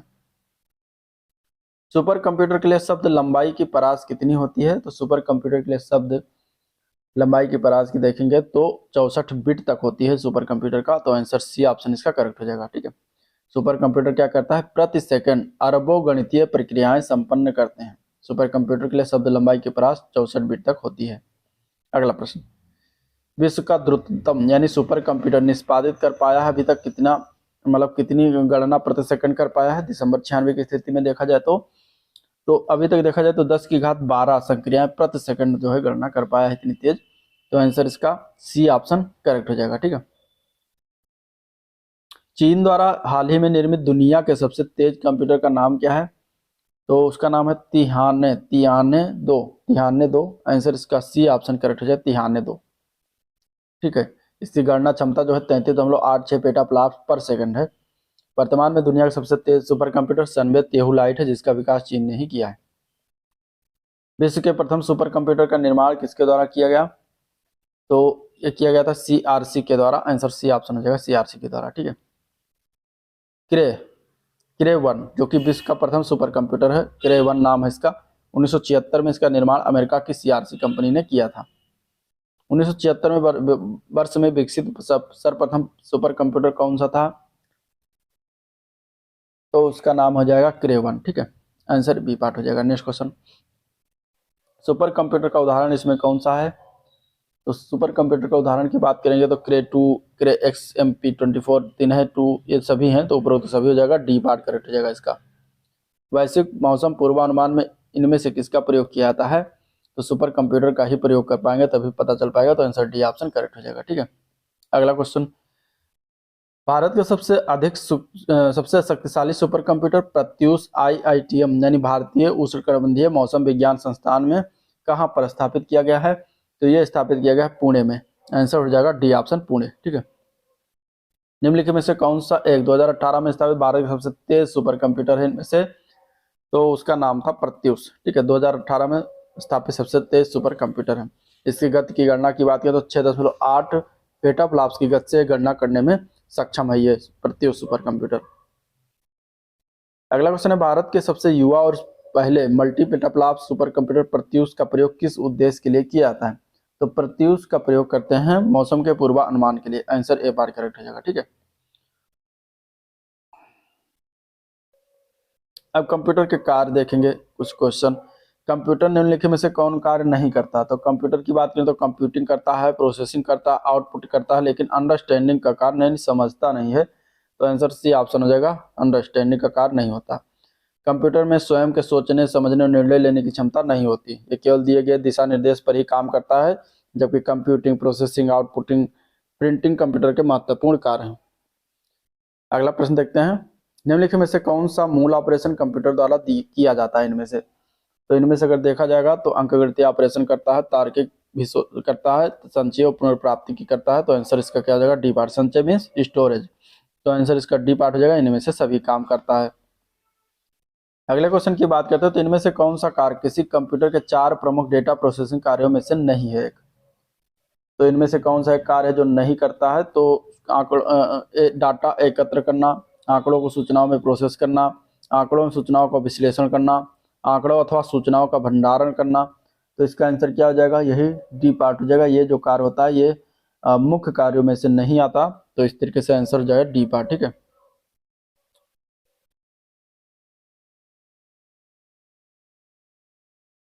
नहीं, भंडारण करना होता है, माफ करिएगा, इसका आंसर हो जाएगा सी पार्ट। ठीक है। आंकड़ों सूचनाओं का विश्लेषण नहीं करता। कंप्यूटर के 4 प्रमुख कार्यों में अगर हम देखते हैं डिटेल में, तो डाटा को एकत्र करता है, आंकड़ों सूचनाओं को प्रोसेस करता है, आंकड़ों सूचनाओं का डिस्टोर तथा डेटा का निर्गमन करता है। कंप्यूटर आंकड़ों अथवा सूचनाओं का जो है विश्लेषण नहीं करता। तो इस तरीके से आंसर जो होगा वो क्या हो जाएगा? सी पार्ट करेक्ट हो जाएगा। नेक्स्ट क्वेश्चन, निम्नलिखित में से कौन सा कार्य कंप्यूटर द्वारा नहीं किया जा सकता इनमें से? तो इनमें से कौन सा कार्य है जो कंप्यूटर के द्वारा नहीं किया जा सकता? तो तस्वीरें लेना। तस्वीर खुद नहीं ले सकता, यहाँ गणना कर सकता है, अंगुली यानी फिंगरप्रिंट की छाप पहचान कर सकता है, संगीत तैयार कर सकता है, लेकिन तस्वीर नहीं ले सकता। तो आंसर ए पार्ट करेक्ट हो जाएगा, तस्वीर नहीं ले सकता। तस्वीर लेने के लिए वेबकैम या कैमरे की जरूरत होती है। कंप्यूटर निम्नलिखित में से कौन सा कार्य नहीं करता? इनपुटिंग करना, प्रोसेसिंग करना। तो दोनों कार्य होता है। इसके अलावा ऑप्शन में देखेंगे तो कंट्रोलिंग, आउटपुटिंग और अंडरस्टैंडिंग। तो इसमें कंट्रोलिंग भी होता है, आउटपुटिंग होता है, लेकिन अंडरस्टैंडिंग काम कंप्यूटर नहीं करता। ठीक है, ये दिए गए निर्देशों को ही कार्य करता है। तो आंसर सी ऑप्शन करेक्ट हो जाएगा। नेक्स्ट क्वेश्चन, कंप्यूटर के कई प्रकार से डाटा मैनिपुलेट करते हैं और इस मैनिपुलेशन को क्या कहा जाता है? कंप्यूटर कई प्रकार से डाटा मैनिपुलेट करते हैं, इस मैनिपुलेशन को हम क्या कहते हैं? तो इसको कहते हैं प्रोसेसिंग। क्या कहते हैं? Processing. Answer B part correct हो जाएगा, प्रोसेसिंग। नेक्स्ट क्वेश्चन देखते हैं, तो दिया गया निम्नलिखित में से किसके लिए इंटरप्ट मैकेनिज्म की आवश्यकता नहीं होती इनमें से? तो इसमें से अगर देखा जाएगा तो प्रक्रियाओं का साझा डेटा प्रबंधन करने की अनुमति देने के लिए नहीं होती है। तो आंसर सी ऑप्शन हो जाएगा। बाकी सभी के लिए होती है, जैसे कि जब प्रोग्राम ऑपरेटिंग सिस्टम द्वारा सिस्टम कॉल करने का अनुरोध करते हैं तो इंटरप्ट मैकेनिज्म की आवश्यकता होती है। उपयोगकर्ता को यानी कि यूजर्स को कंप्यूटर पर बेहतर नियंत्रण के लिए होती है। सीपीयू और डिवाइस की गति के बीच जो है असंतुलन को संभालने के लिए होती है। अगला क्वेश्चन है, डाटा प्रोसेसिंग अपूर्ण डेटा को किस में परिवर्तन करने में संदर्भित करता है? तो इनमें से अगर देखा जाए तो जानकारी में परिवर्तन को संदर्भित करता है। तो आंसर सी ऑप्शन करेक्ट हो जाएगा। ठीक है। नेक्स्ट क्वेश्चन है, किसका अर्थ है कि यह डेटा चुनने, इसे सारांशित करने और इसे इस प्रकार प्रस्तुत करने के लिए होता है कि यह प्राप्तकर्ता के लिए उपयोगी हो? तो इसमें इसका आंसर क्या हो जाएगा? तो इसमें आंसर हो जाएगा जानकारी। जानकारी का अर्थ है कि यह डेटा चुनता है, इसे सारांशित करता है और इसे इस प्रकार प्रस्तुत करने के लिए होता है कि प्राप्तकर्ता के लिए क्या हो? उपयोगी हो। कंप्यूटर साइंस में जानकारी का अर्थ डेटा चुनना, सारांशित करना और इसे इस प्रकार प्रस्तुत करने के लिए होता है कि यह प्राप्तकर्ता के लिए क्या हो? उपयोगी हो। ठीक है। तो ये था टोटल 250 क्वेश्चन जिसको हम लोगों ने देखा पहले चैप्टर का। अगर वीडियो पसंद आया तो लाइक करिए, चैनल को सब्सक्राइब नहीं किया अभी तक तो सब्सक्राइब जरूर सब्सक्राइब कर लीजिएगा। साथ ही साथ अपने दोस्तों में शेयर भी कर दीजिएगा। ठीक है, सब्सक्राइब करने के लिए इसलिए मैं बीच में नहीं कहता, लास्ट में कहता हूँ तो आप लोग का जो है ये फ़र्ज़ बनता है, आप लोग सब्सक्राइब करेंगे, लाइक करेंगे और साथ ही साथ फीडबैक देंगे, कमेंट देंगे, तो उससे हमें प्रोत्साहन मिलता है, ठीक है, आगे करने के लिए, काम करने के लिए। तो इसलिए लाइक, सब्सक्राइब और शेयर ज़रूर करा करें। अगले वीडियो में दूसरा चैप्टर होगा जिसमें हम सॉफ्टवेयर से संबंधित क्वेश्चन को देखेंगे, तो इसलिए चैनल से जुड़े रहेगा और चैनल को सपोर्ट करते रहे, ठीक है। तो चलिए वीडियो को एंड करते हैं, मिलते हैं नेक्स्ट वीडियो में, तब तक के लिए थैंक यू।